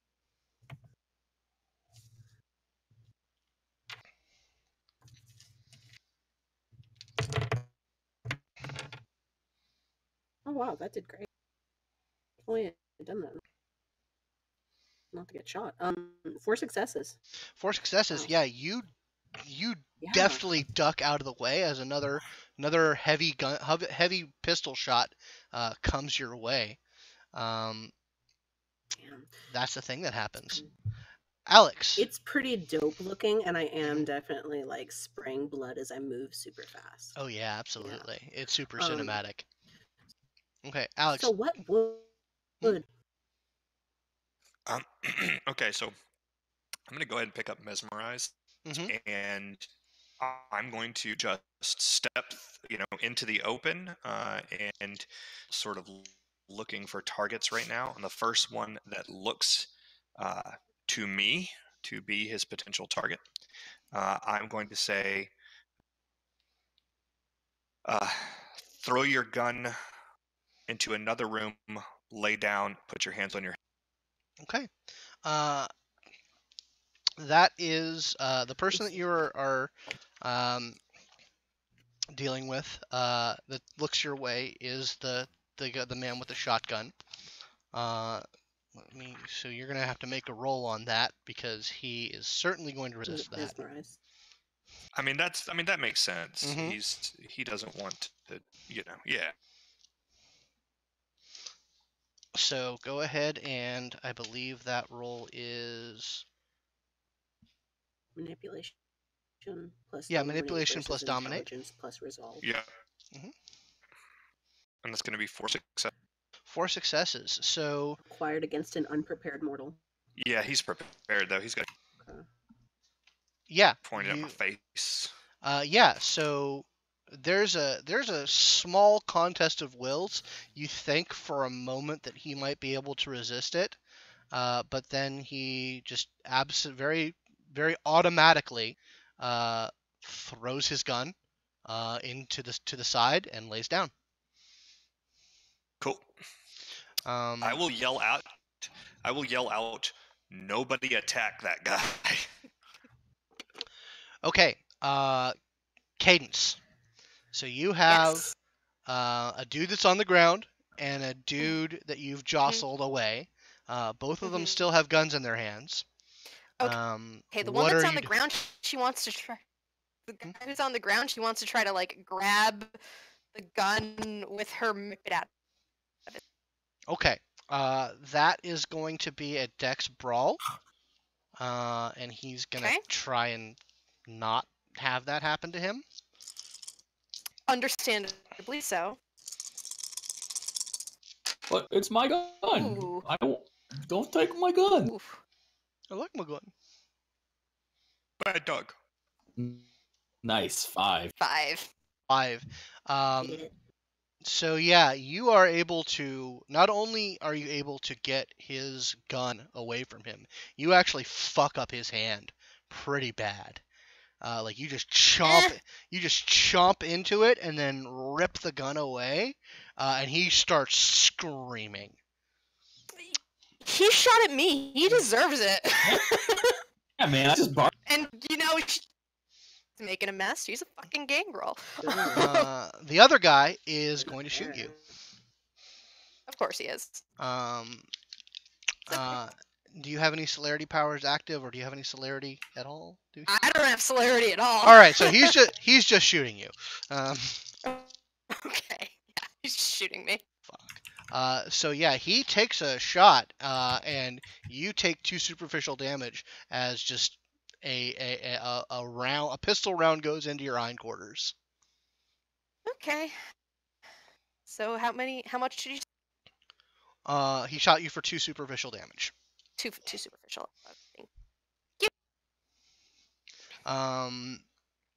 Okay. Madison, what are you up to? All right, so the guy that I just shot is now out of the picture. Yeah, he is literally like laying face down on the ground. And then Willow just disarmed the shit out of the guy with the handgun, and the other dude has no face in it. Yeah, he is in a real bad way. Yeah, all right, so he's had a very bad night. Disarmed. What's his, like, what is his current state of being? Like, how is he reacting to the gun having been... Which one are you talking about? The one that was disarmed. The one that had the handgun. The one that was disarmed. He is in... At this point, he's sort of in full freak-out mode.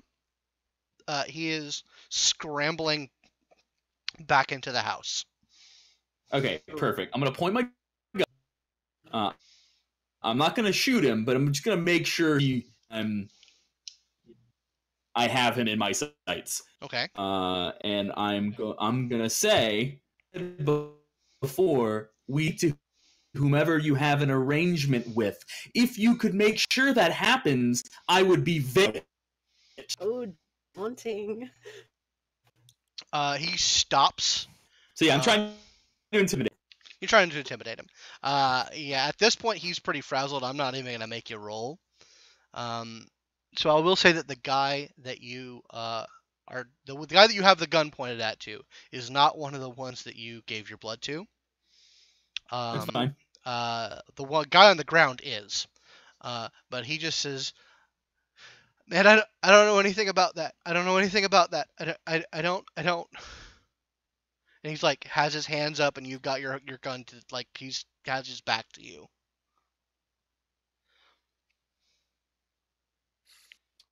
I'm gonna sort of lean down by the guy that was, spared by my magnanimity, and I'm gonna say, look, we don't want to hurt anyone else, hurt anyone at all, but anyway, all we want to know is with whom you've made this new deal. If you can tell us that, we're not here to hurt you. We're not here to press you into our service. We just want to know some basic thing. He says, he's still sort of laying on the ground. How long? Like, I'm wondering how long It's so since I told him something, it's a scene. Since I told him wait. Okay, so he's going to be laying on the ground for a scene. So he until says, we leave. Until you leave. Gotcha. So he's laying on the ground. All right, just to let everybody know, there is still sounds of like gunshot and like growling from outside. He says, "We have. We're tending to our needs. We can't betray her. I'm sorry, we can't." No, I'm not asking you to betray her. She's a friend of ours. She's the other one that used to live in the house, right? It's okay, man. She won't wake up. She won't wake up. She was very badly hurt. I am going to go and pick up the shotgun that was Okay. left, and I'm going to start going through the house, opening Yeah. doors. I'm up to like here with these fucking ghouls. And, Okay. That was I'm going going to follow up as well. Basically, uncharacteristic. Okay. Cool. While they're doing that, I'm going to just look him in the eye and compel him. Just tell me where she is. Okay. Make that roll for me, please. Yes, sir.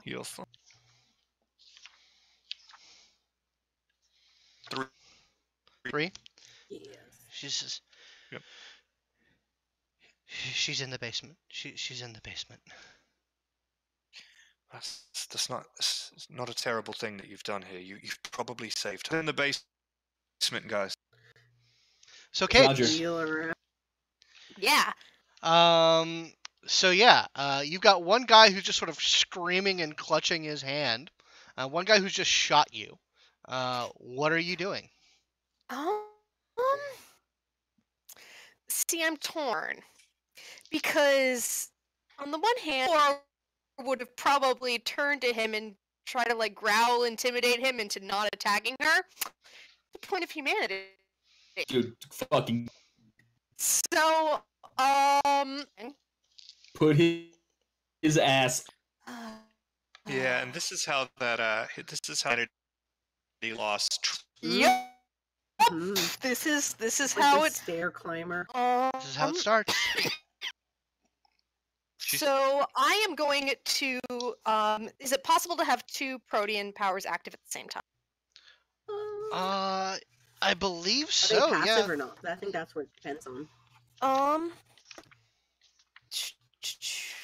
Yeah. If you're 'Cause if you're popping I your want. feral, if you're gonna pop your feral I'm popping my claws, feral weapon.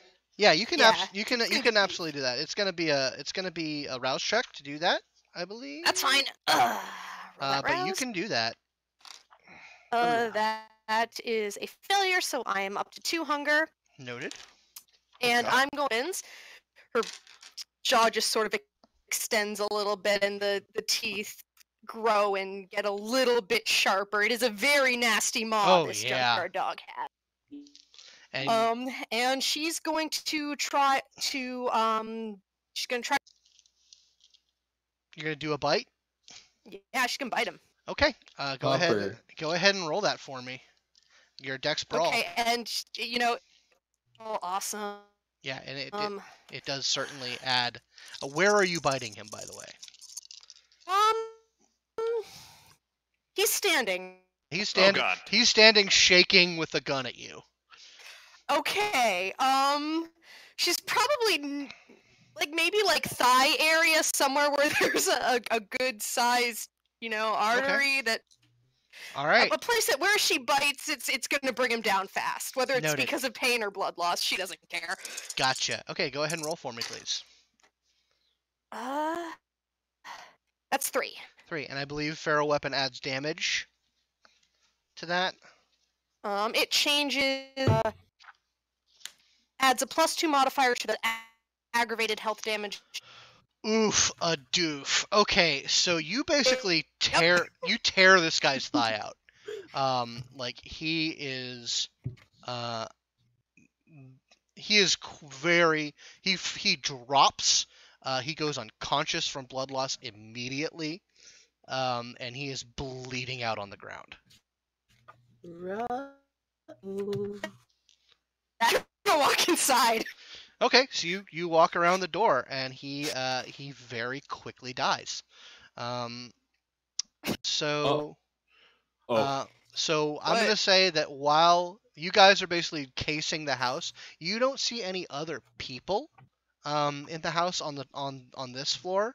But by the time you guys find the basement door, Cadence ambles her way in. Just are you still in doggy form? Oh, I mean, yes. Because so if she wasn't, she'd just let it.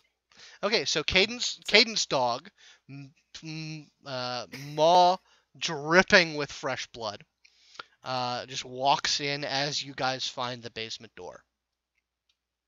Holy shit. Madison actually like just hears movement and is like, wow, that it's Cadence and lowers. I'd actually like to take a moment to rouse the blood in order to do artificial damage. However, I cannot find it. Okay, so because I basically don't what have that as works many rounds. is you make one rouse check per damage you'd like to heal. So I'll try for 2. 10 and 5, so 1. yeah, I get your to hunger heal one of goes them. up a little bit, but you heal 2 of that damage. Ooh, I'm so sorry.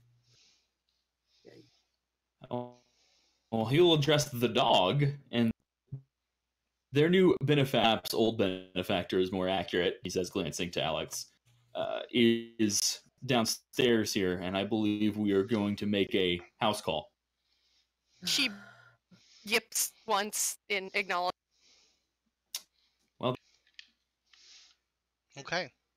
after me, and he'll open the door.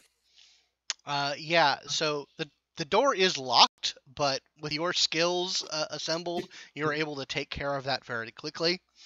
And you head down, and when you open the door, the first thing that you detect is there is a heavy smell of incense coming up from the basement. Just the hair is thick with it. You head down, and it's not a very big basement.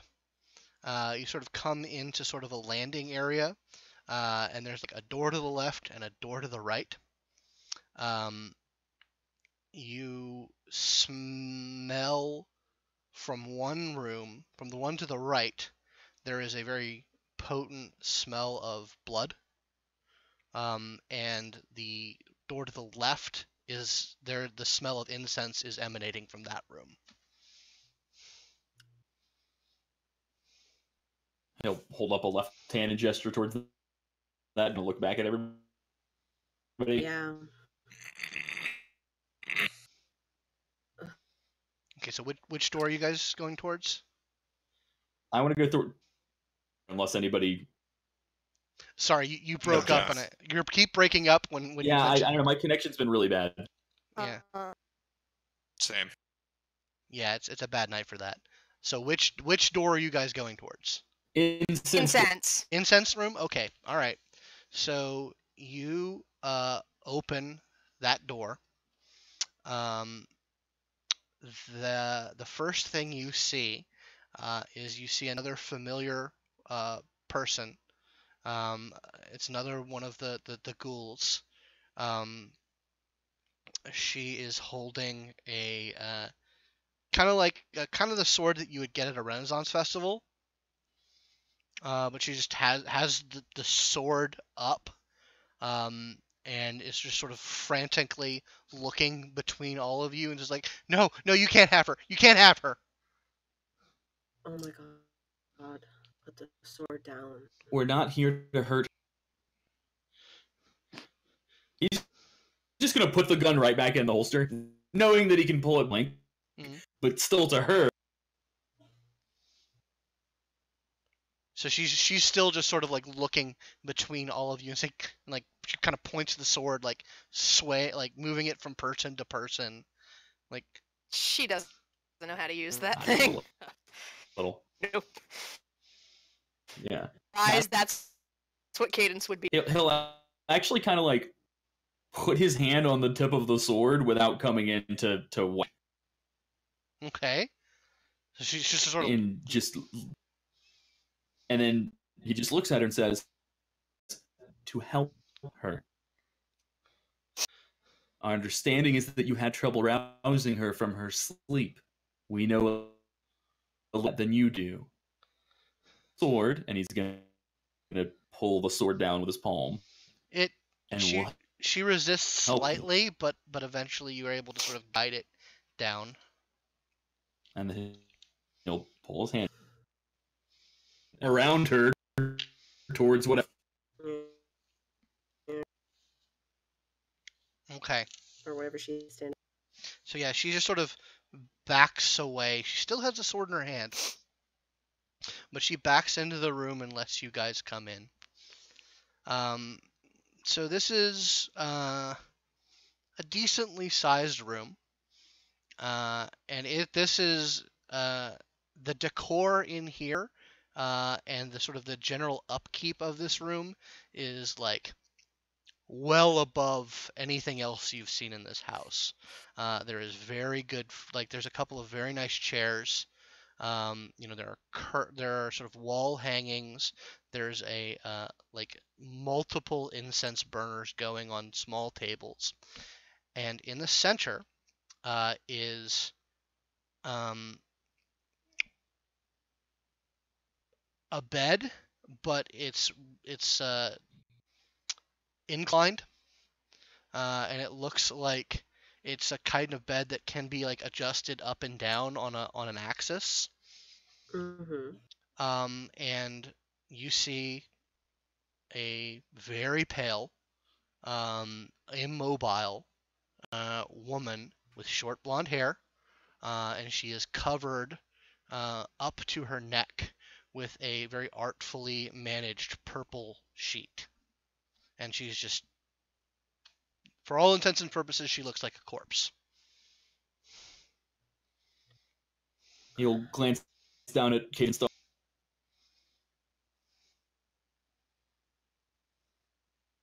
At him. Points at the body. Oh, so yeah, I guess I'm going to assume he checked to see if this is in fact going to do. Yeah. So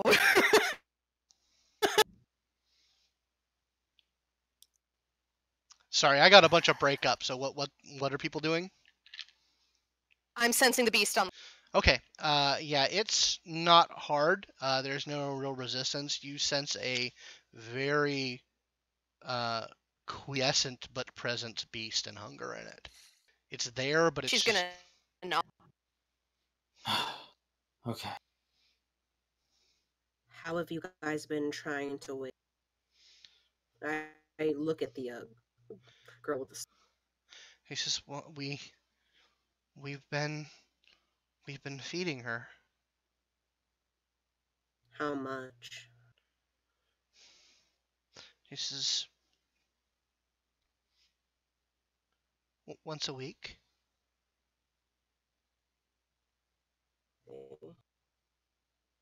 But she doesn't.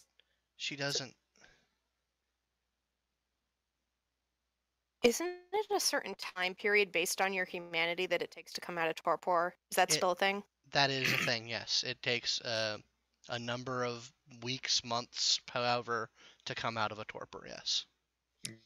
And there's You're pretty woken much... from torpor if potent enough blood is fed to you. Yeah, I'd Yeah. like to go so that the sheet is up to her Mm-hmm. around and inspect for like bad wounds, like staking wound, like... Yeah, you pull the sheet down. There doesn't appear to be any wounds that you can see. Not like something that would happen damage. There's nothing around her heart. It seems like she's healed.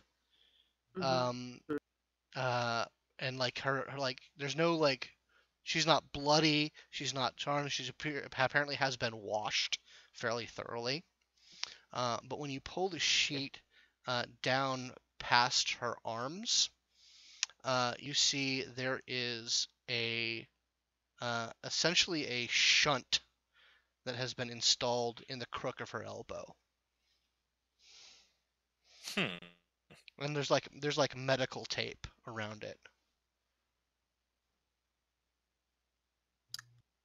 Oh, It's that's just advanced. Sorry, I didn't hear it. He's gonna glance at the girl with the sword and point.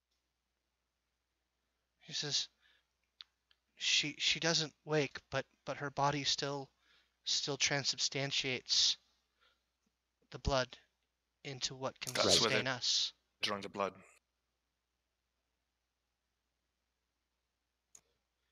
We didn't know That what makes else. sense. We didn't know what else to do.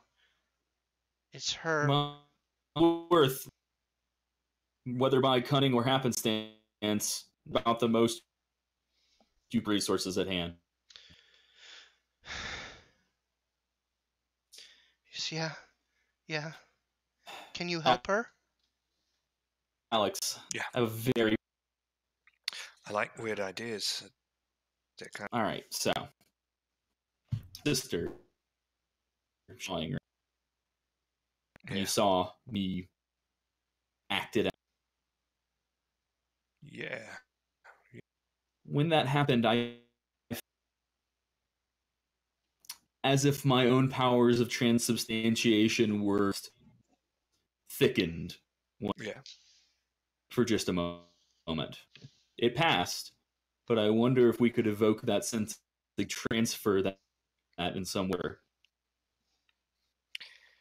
I don't know exactly how my sister does that, though. You would have a better chance of puzzling it together than I would, my friend. So, Scott, I'm going to look at her sheet. Everybody Yeah, probably did not actually you that that's what I was doing. I didn't want to tell you that because I specifically want to.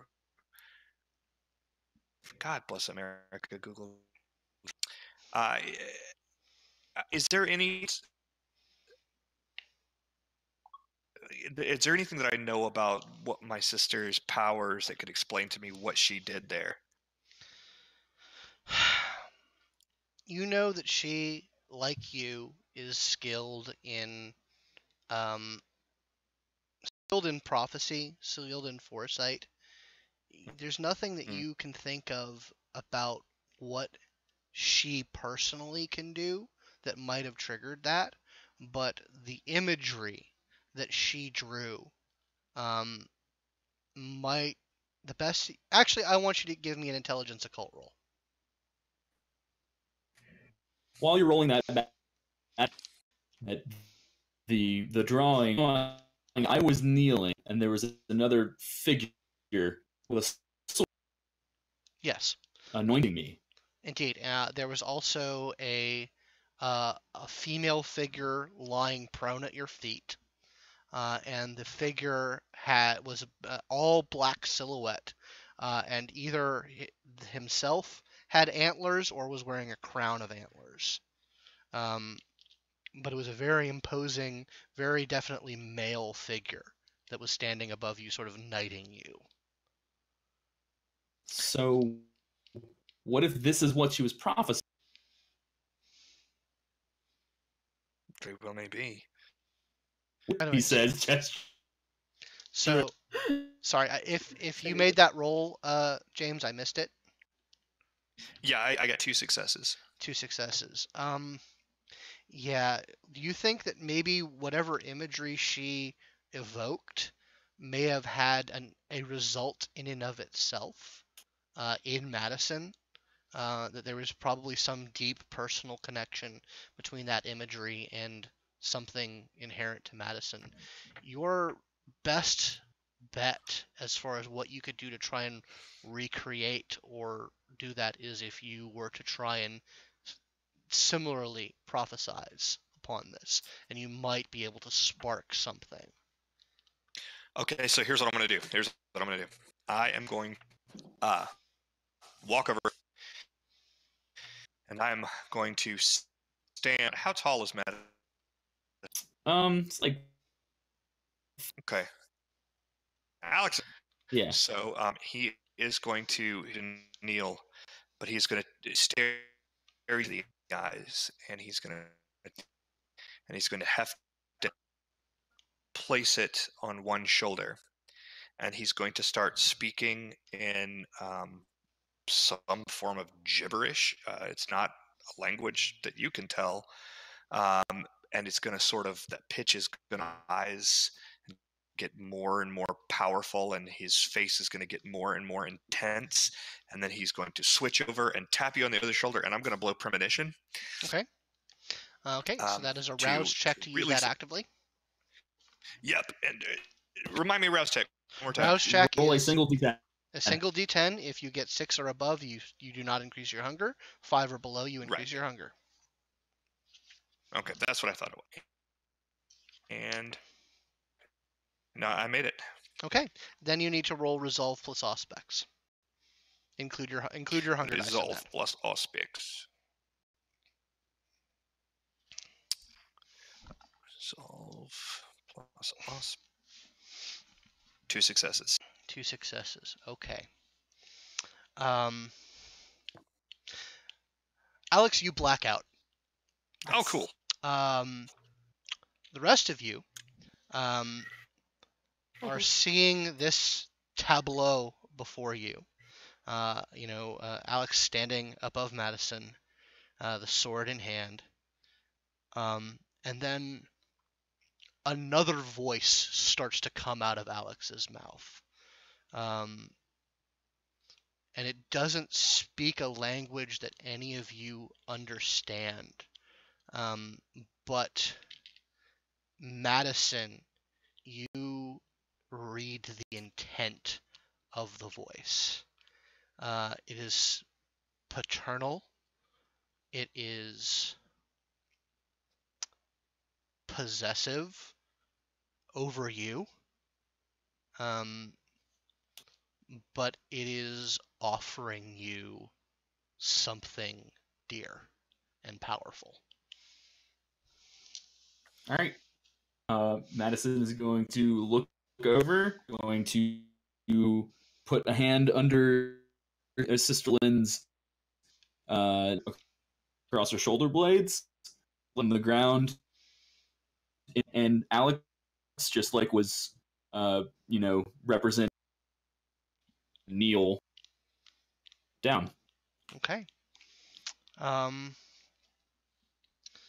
You feel it's hard to describe the feelings that come over you. You feel you kind of get the feeling that you had back when you were a childer, when you were being taught your lineage, taught how to recite it properly, how to properly represent the line of your blood. And in that moment, you remember one of the only times that your sire mentioned the highest of your line, that before the founder, and you remember it in your mind, and you remember it coming back to you, and you remember it as Lord Blackheart, and you feel connected to your line. You feel obligated to your line in a very real, tangible way. Like, you know that you have accepted something upon your soul. And your blood potency goes up by 2. My what goes up by? Your blood potency. Your blood potency. All right. That's good. And once he feels that thickening, reach up and slice his wrist on the sword, and then he will lean down and feed his blood to Sister Lynn. Okay. Alex, it's at this point that you come to. Cool. So you see... Like, in the moment that I cut myself? Yes. Splash a little of my blood on your face. Oh, yeah, absolutely. That totally happens. Yeah. So before I go into what happens with Sister Lynn, I want to know what everyone's reaction or action is in this moment. Cadence? Is just sort of staring. She can't really emote all that well, but there is surprise in her eyes, and she's thinking, God damn, this is badass as fuck. Willow? She was a little confused at first, with the little dance going on with Alex. Fucking blacks out. There's blood being drawn. The past 15 minutes, this is like a cherry, that a lot cake. She's a little glazed right now, but is just like, what? No, he's not going right now. Is the thought. Okay, so you're just kind of bemused at the moment.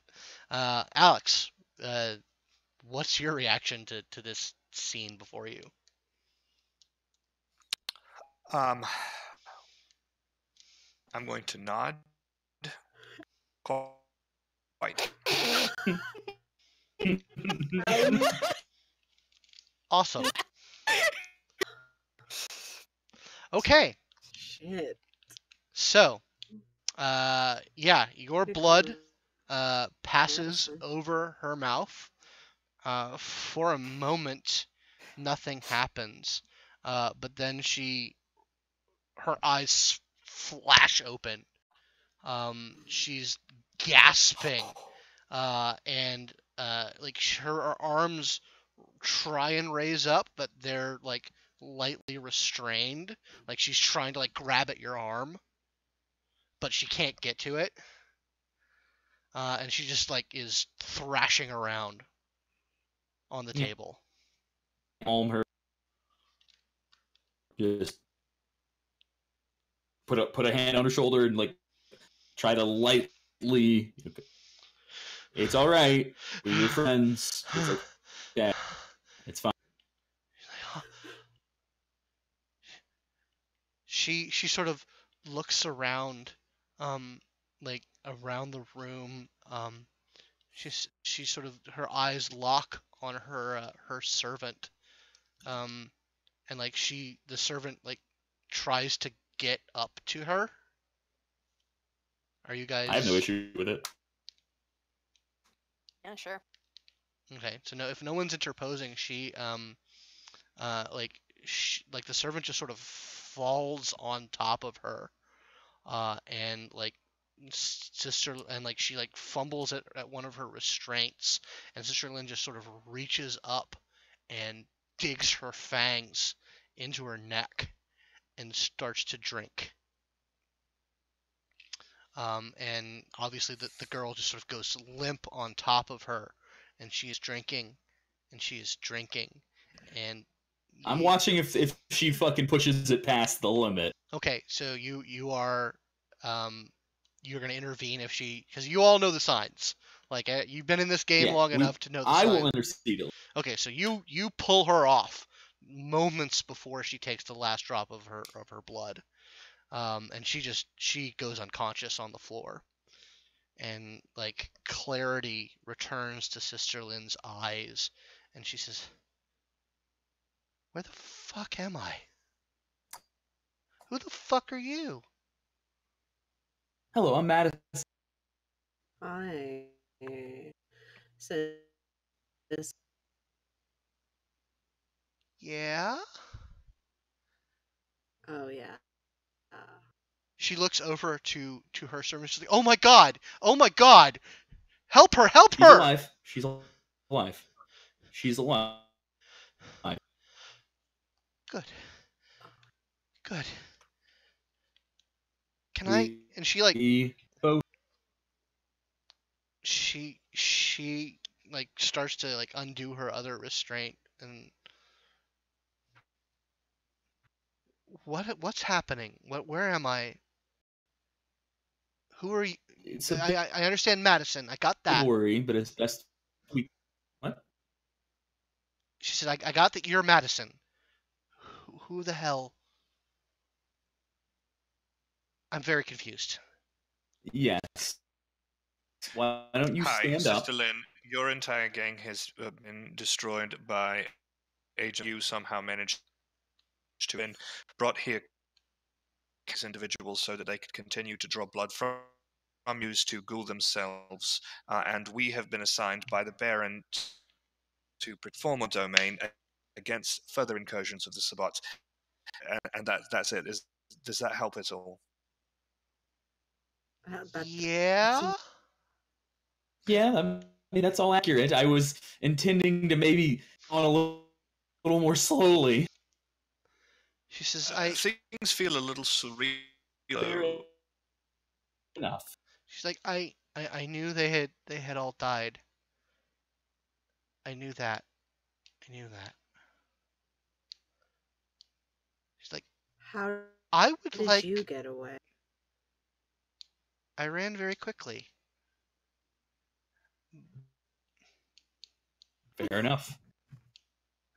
I was able to summon one of my servants. And I suppose they got to me after the sun rose. You're lucky they found you not in its gaze. Well, I was in a not the safest of place, but at least a place that was safe from the sun. Fuck.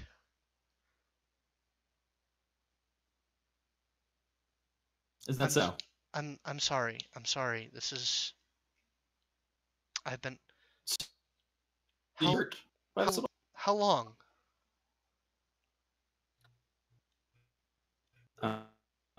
Scott, you'll have to remind me what the math is on time that's passed in play plus time since.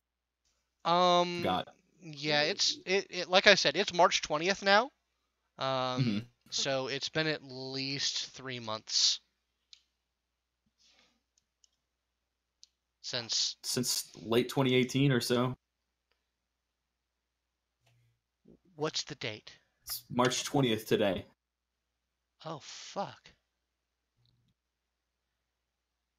Huh. I'm sorry, I don't know what to say in this situation. Well, you don't have to say. I think Well, Alex, he's just gone now. Indeed he is. Outside of the room. Went back to the... Okay. Well, I suppose we're done here. The car. The practitioner took a lot out of him. He needs to go recharge his batteries. Indeed. You're still on composing your... Yes. We will be obviously waiting in what was once your haven, but I feel safe enough offering at least an evening of hospitality in that place.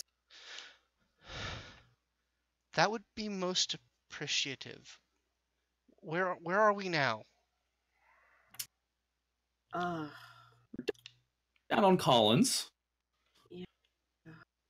Oh, okay. Where you up and some of their friends had created this installation.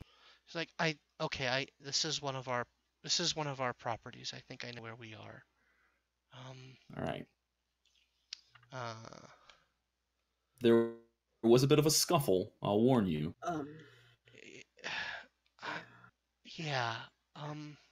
But we disposed with the conflict without any unnecessary lethality or anything like that. Cut to the dude who is literally blocked. Look at that guy. Okay. Fuck. Yeah, Madison doesn't know a goddamn thing about that.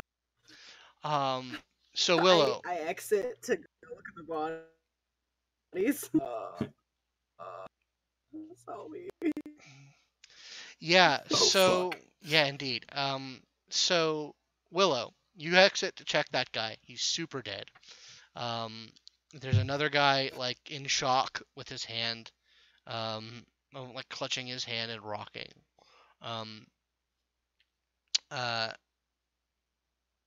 When you turn around, you see 2 cars are coming up the road. They're 2 Cadillac Escalades, one after the other, driving up the road to the house. Oh. Sister Lynn, is this a contingency you'd arranged? I don't think. Well, no, I don't think you didn't come got. up Yeah, with me, did yeah. you? Unless you came up with Willow, you wouldn't. Oh, see sorry. This. So yeah. Back in the It's basement. like, oh, we've got. Yeah. You're sort of like Sister Lynn's sort of like coming in and out of coherency, somewhat. But you're like getting her up, getting her arranged, essentially like getting her ready to go. When outside, two Escalades, one of them pulls into the driveway. I would like to obfuscate, please, Okay. and watch. Okay. Yeah, you're able to do that in time before anyone takes Shit. notice of you. Oh. Oh.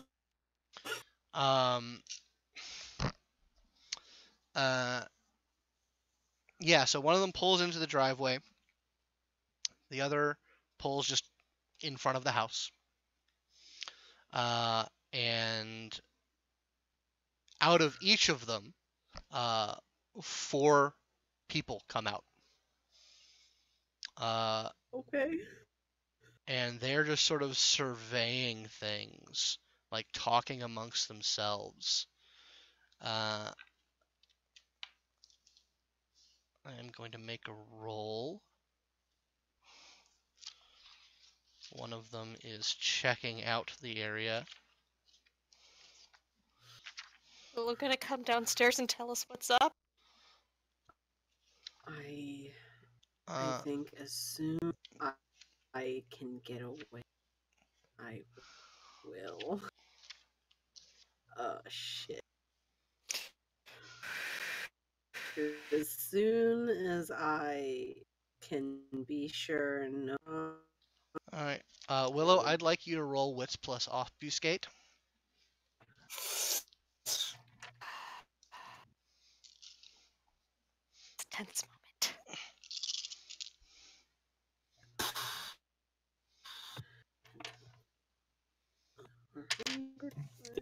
That's no good.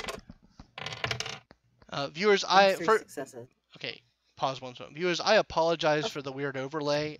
It's really hard to change that in midstream, but we're just gonna have to deal with it. Anyway, so you make 3 successes. Yes, 3 successes. Yeah. The woman who sort of pulls off her sunglasses and just sort of does a sweep around, looking, puts her sunglasses back on, doesn't seem to see you there. Now, I believe, unless you've spent experience, you only have Cloak of Shadows. Yep, I can't move. Yeah, you cannot move, or your obfuscate will break.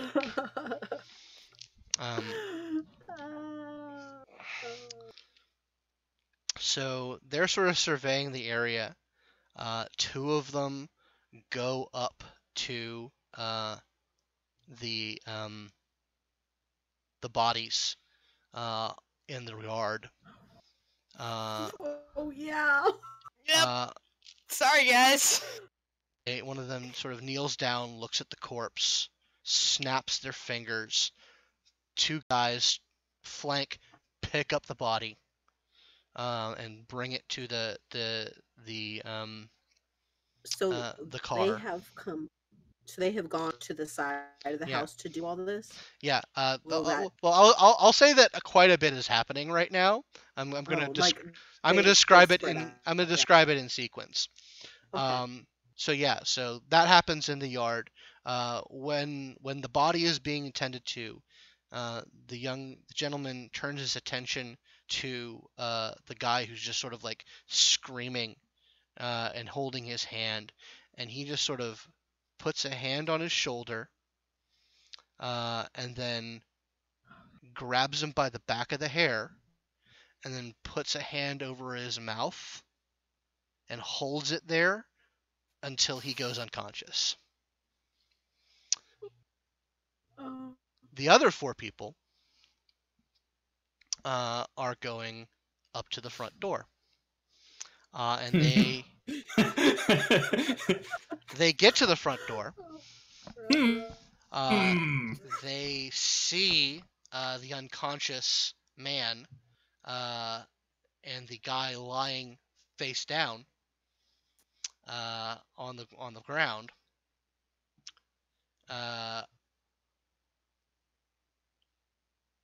Like, they just sort of look confused at each other, and they start to have a conversation about what to do with these particular guys.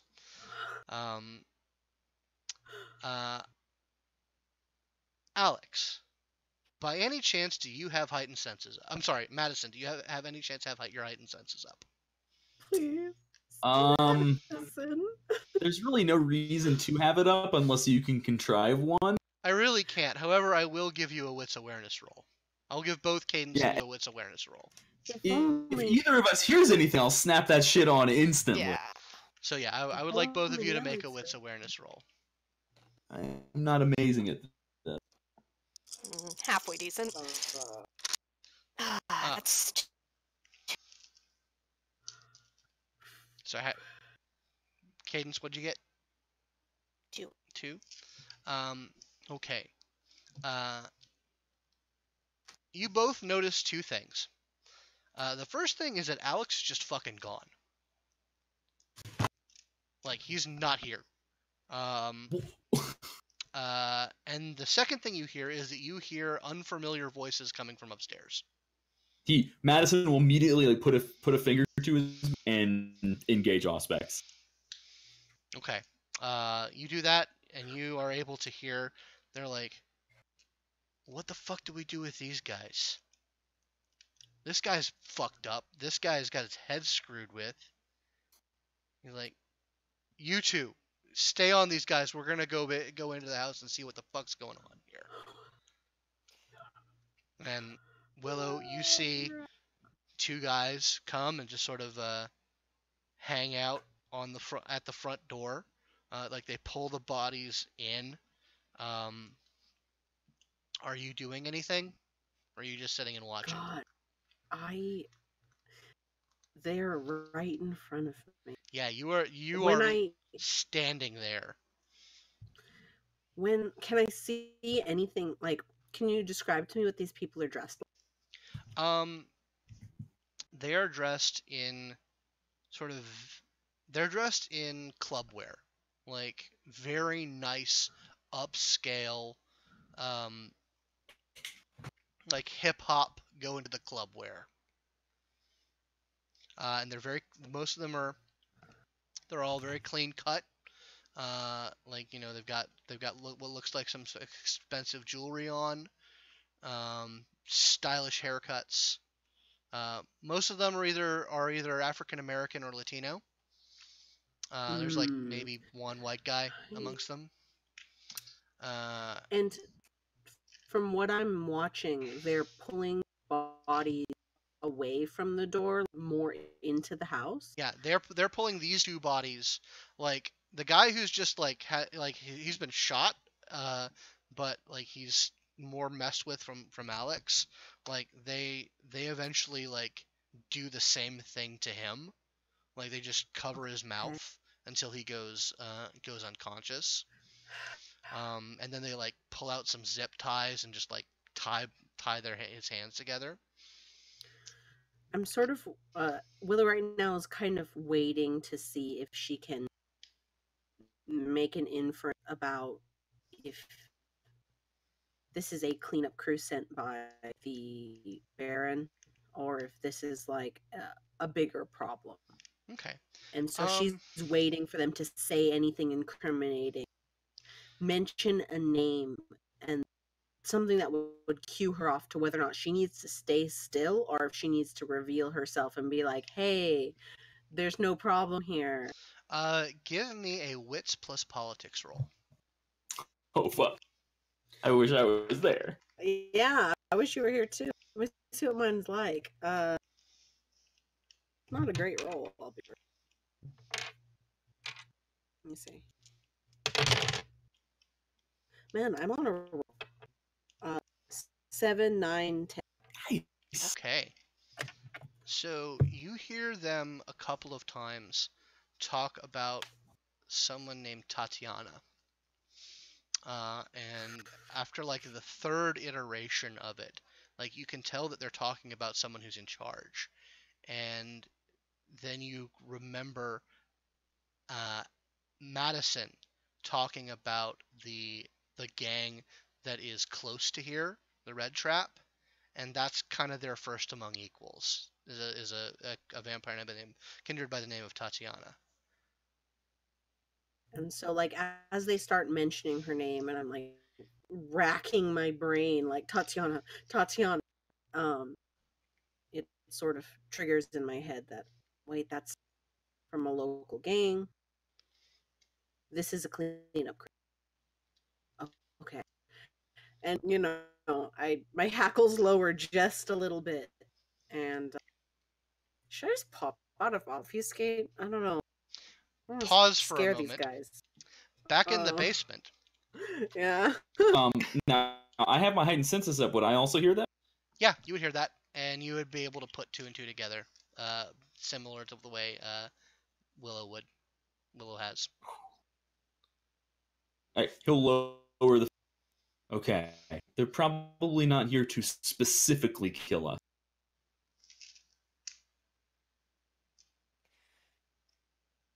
Cadence is gonna nod. She Right. heard him, You can't and then yeah, she's gonna pad off to the room that smells like blood, and she's going to turn back into Cadence, like person Okay. Cadence. So when you come into this room, it is not pretty. Didn't think it would be. There are a couple of large plastic tubs in this room that are sealed. There is sort of a table arranged that there's nothing specifically gory here, but there is medical equipment that you can only surmise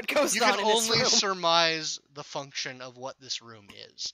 Like I said, it's pretty clean, except for there's like the kind of like blood stains that you can't really get out of concrete easy on the ground. Are there any lab coats and or aprons in this room? There are a couple of very bloody aprons hanging up. Okay, when she turns back into normal Cadence, she's going to throw one of those on quick. Okay. Cause not totally comfortable with the walking around. Sure. Not her clothes. Does Protean fuck up your clothes? I don't think it does. I mean, I just assume that your clothes are not a part of your physical person, so like if you change while you're in them, you just sort of shrug out of them. You know what? So they're like in the lawn, are they? They're probably in the car. Oh. Yeah. Well, if we want to say that's how Protean works, then that's how Protean works.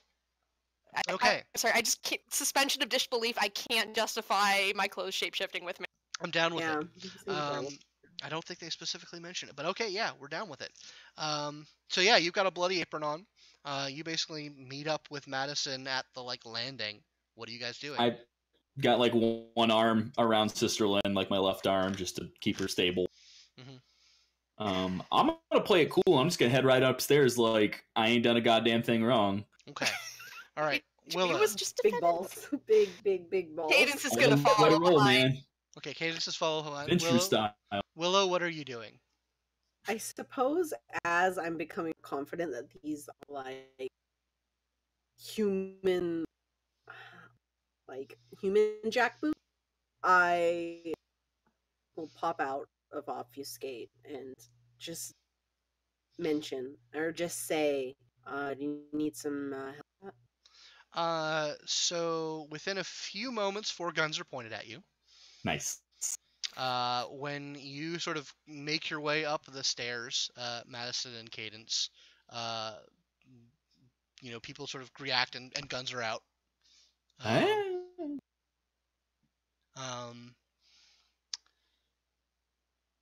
Holding the clearly injured and just adorably wholesome Sister Lynn with his left arm. Oh yeah. So there's like some tense moments. Like, what the fuck are you doing here? We are here to help a friend. He pats Sister. They lower the guns slightly. I'm gonna make a roll for one of these guys. Let's hope that roll goes in our favor. I might get to use my fucking legal dispute settling ability this game. Oh hell yeah! One of the women looks at you and say, "You're Madison, right?"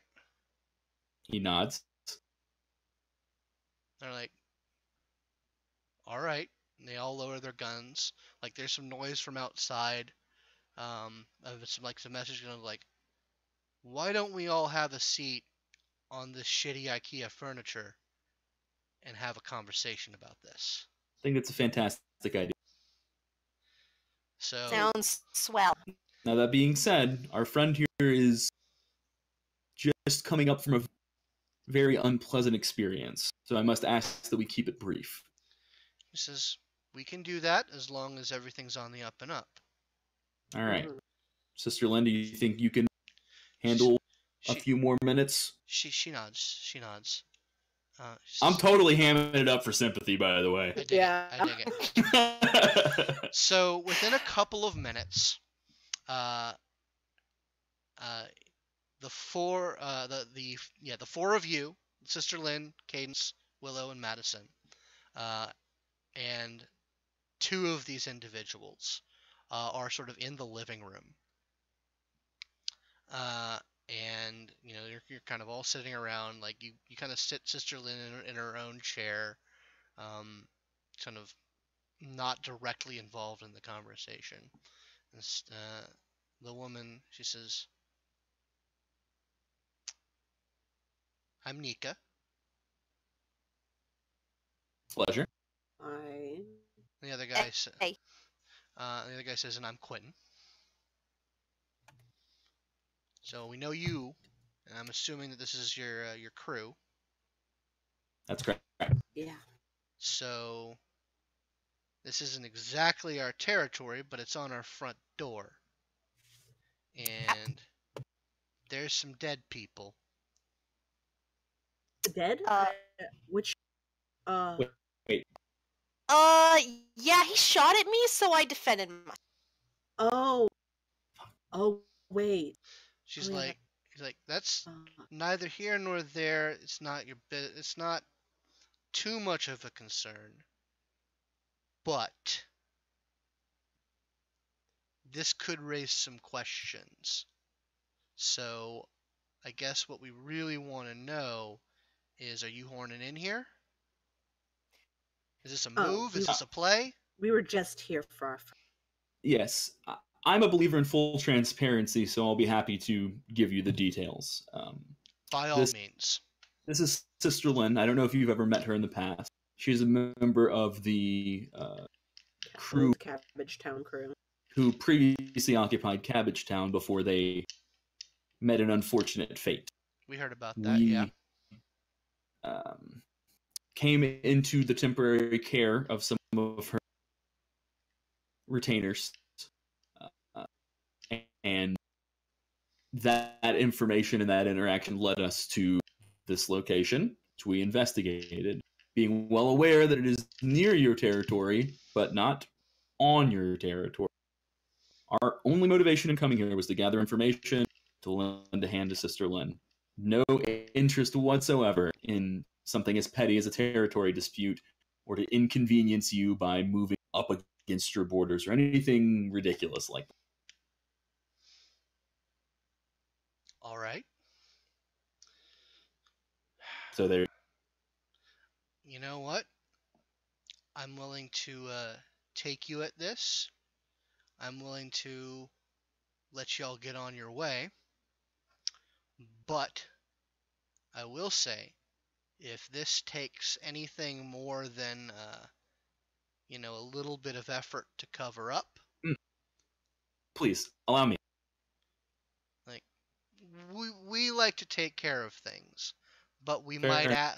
might ask for specific assistance, or perhaps a delayed repayment. Call upon me freely in regards to handling this particular situation. We most certainly will. We know how to get in touch. Make it as easy as possible. In the future, while it's not necessary, we would appreciate if you are in our neck of the woods and you suspect that something might go down, a heads up. Didn't expect to get shot at tonight. This is definitely not what we expected at all. I did want to clarify something. As you said, this isn't within your territory. I'm curious what you consider to be the, shall we say, the external lien of your territory in which you would believe it appropriate for us to contact you if we happen to be. Obviously, if we are in your territory, there would be no question. As this is clearly not inside your territory, I just wanted to be sure we were clear. That's a hard question to answer. We have interest in let's say the mortal goings on here. Mm-hmm. And it's hard to give you an exact line on the map as it concerns. I will say, 3 blocks around our territory, it's a good idea if you expect something going down. It's just, the cops don't come quick, but they do eventually come. I assure you that we had every intention of cleaning this up, even if you had not done us the convenient service of doing so yourself. Well, we all gotta watch out for this kind of shit. So then, 3 blocks. If you'll extend the same courtesy to us, we shall agree to it for you. You're like, well, the 3 blocks around your place is a little hot, so I wouldn't expect it. Regardless, if you're within that area and you think something's going to happen, just give me a ring. Will do. I think we have a deal then, and he'll offer a shake. She'll accept it. All right. Well, I'm gonna go pull the car around. Yes, I'm going. Okay. The good sister here outside. You are able to usher Sister Lynn out into the car and speed off into the night. As I'm driving, I'm just like, is Alex in here? And we just can't see him? I have no idea where the fuck he went. Is it fine that we just left? I mean, it's Alex. What does that mean? I don't think he knows what it means.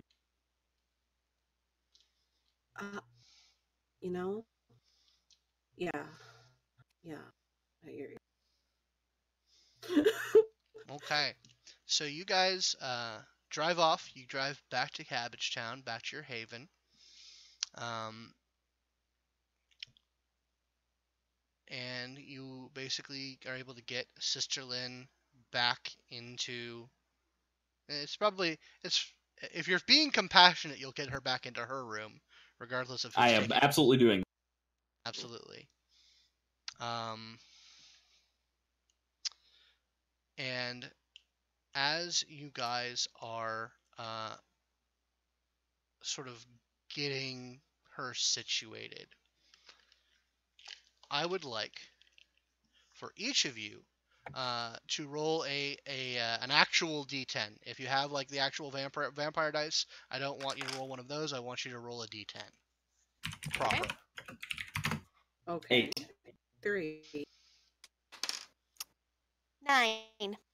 Okay. So,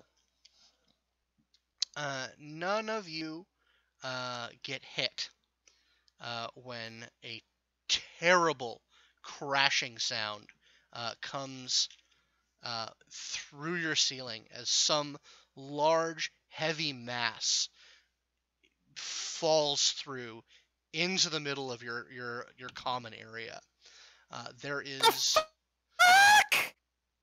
A moment after the ceiling almost collapses in and this giant hole there is a sickening crunch and a scream, and the air is filled with the scent of fresh blood.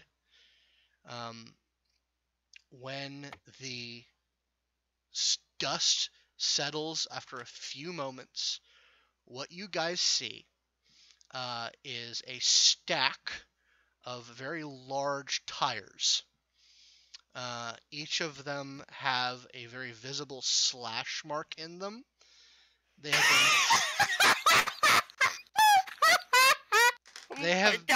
have been filled with concrete.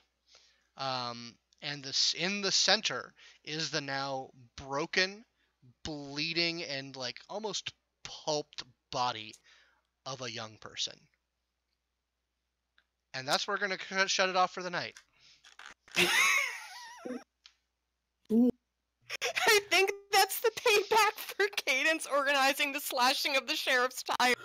Wait, she organized that? It was her idea! She didn't organize it, but she suggested. I'm starting to really like the sheriff. Is that weird? Oh, see, this okay. My fucking ceiling! This place was a dump. We were gonna get rid of it anyway. This ceiling, fuck this ceiling. We'll get a new one, a better one. Back to Sister Lynn. Okay, yeah. All right. So we're gonna cut it off for there. Bye, everybody. Bye, everyone. Well, hold on for just 1 second. I really apologize and appreciate everyone bearing through our technical difficulties this evening. We're gonna definitely do some more research to try and get a more stable situation for our video and audio connection.